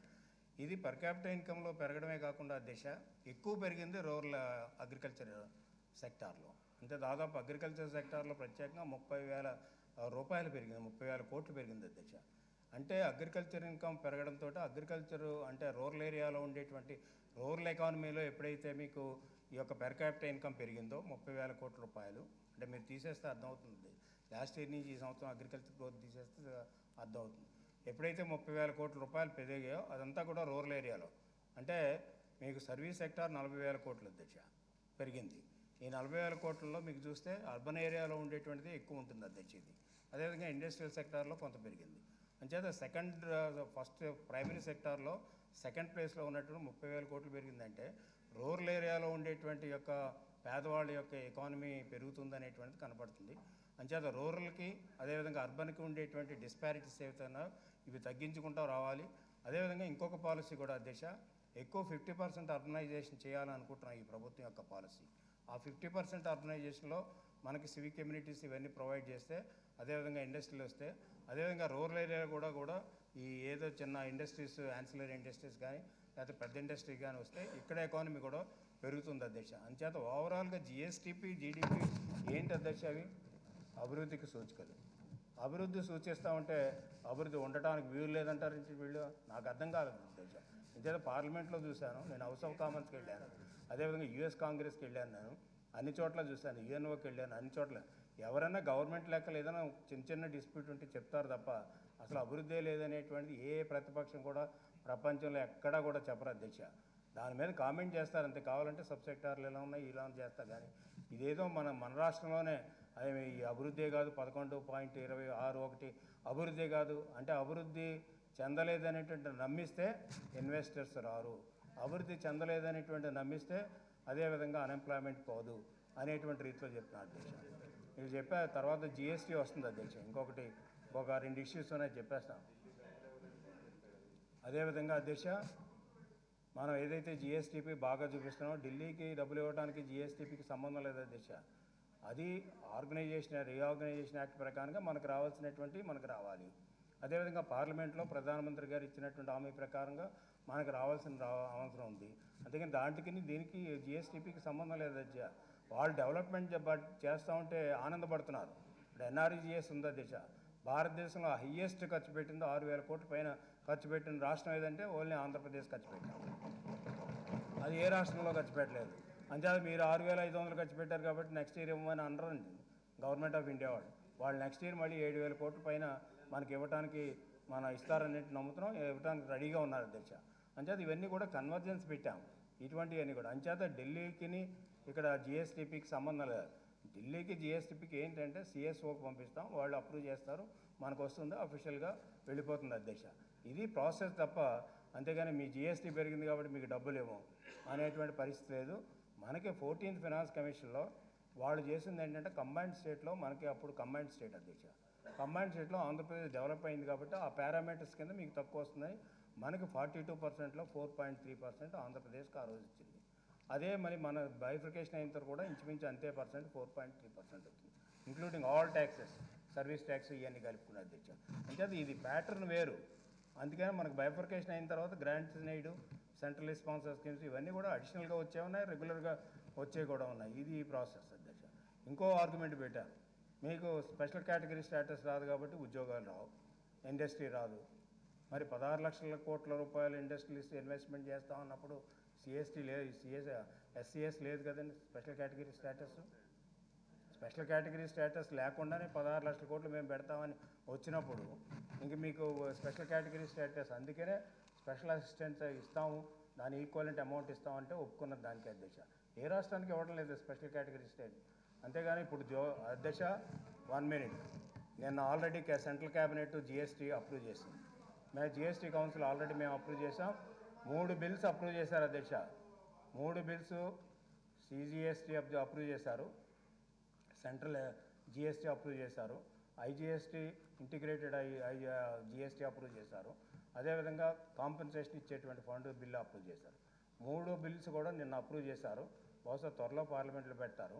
పార్లమెంట్లో పాస్ అవ్వగానే మన అవసరమైతే ఈ సెషన్లో లోపుగానే అవన్నీ పాస్ అయిపోతే ఈ సెషన్లో మన జిఎస్టీ ఎస్జిఎస్టీ అంటాం, స్టేట్ జిఎస్టీ కూడా ఇక్కడ పెట్టుకోవడానికి ప్రయత్నాలు చేస్తాం. లేదంటే స్పెషల్ సెషన్ పిలిచైనప్పుడు కూడా ఎస్జిఎస్టీ పాస్ చేస్తాం. ఎస్జిఎస్టీ వచ్చిందంటే జూలై 1 నుంచి వస్తుంది అధ్యక్ష. ఇంకా దాంట్లో స్పెషల్ కేటగిరీ స్టేటస్, ఈ ట్యాక్స్ ఇన్సెంటివ్స్ ఏమి ఉండవు అధ్యక్ష. మీకు నచ్చితే ఒక 100 కోట్లు పెట్టుకోవచ్చు ఇండస్ట్రియల్ ఇన్సెంటివ్గా. అంతేగాని ట్యాక్స్ ఇన్సెంటివ్స్ అన్నీ కూడా తీసేయడం జరిగింది. గవర్నమెంట్ ఆఫ్ ఇండియా కూడా తీసేశారు. జూలై 1 నుంచి GST వస్తే ఏ ఇన్సెంటివ్స్ కూడా ట్యాక్స్ రూపంలో ఉండవు అధ్యక్ష. ఇది పాత వాటికి ఏం చేస్తారని కూడా అడిగాం. పాత వాటికి గవర్నమెంట్ ఆఫ్ ఇండియా ఉండేటువంటి వాళ్ళు కంటిన్యూ చేస్తాం. మేము 58% ఇస్తాం, మీరు 42% భరాయించుకోండి అన్నారు. అది కూడా కుదరదని అన్నాం. ఏం చేద్దంటే మీ సెంట్రల్ ఇండస్ట్రియల్ పాలసీ ప్రకారంగా పెట్టుకున్నటువంటి ఇండస్ట్రీస్ ఉంటే వాళ్ళే భరాయించుకోవాలి 100%. మన పాలసీ, మన స్టేట్ ఇండస్ట్రియల్ పాలసీ ప్రకారంగా మనం పెట్టుకున్నాయంటే మనం భరాయిస్తాం అధ్యక్ష. అది కూడా GSTలో ట్యాక్స్ ఇన్సెంటివ్స్ ఎవరికి ఇవ్వడానికి దాంట్లో ప్రపోజల్ లేదు. అంచేత దానికి కావాల్సినటువంటి ఏదైనా అమౌంట్లు పెట్టి డైరెక్ట్గా మనం వాళ్ళకి సబ్సిడీ రూపంలో ఇచ్చేటట్టుగానే చేస్తాం అధ్యక్ష. అదేవిధంగా SCP అందరూ అలసిపోయినట్టున్నారు. SCP, TSP అంటే ఈ ట్రైబల్ సప్లైన్, SC సప్లైన్ అధ్యక్ష.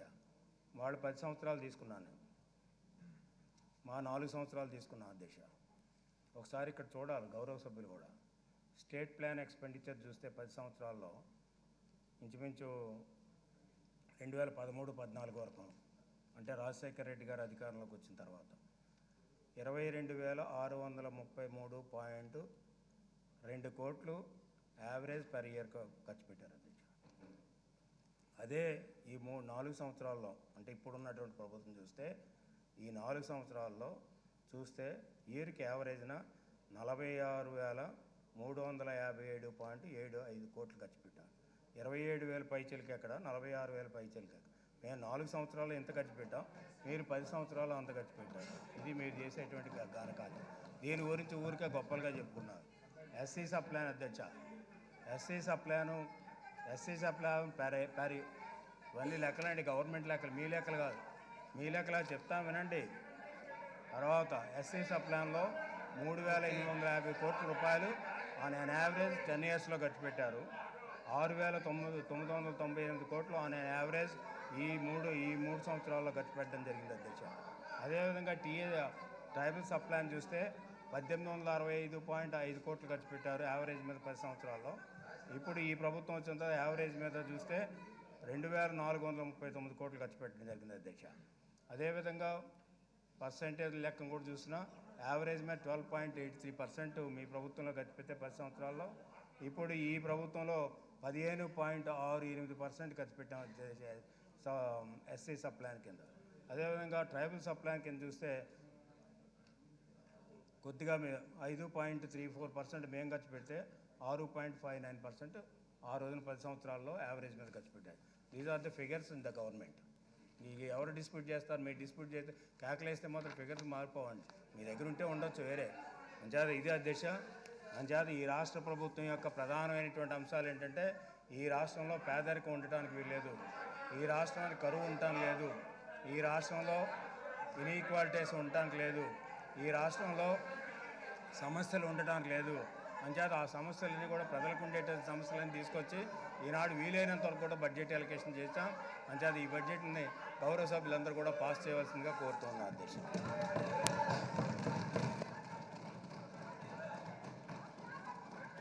కూర్చోండి అమ్మా, ప్లీజ్.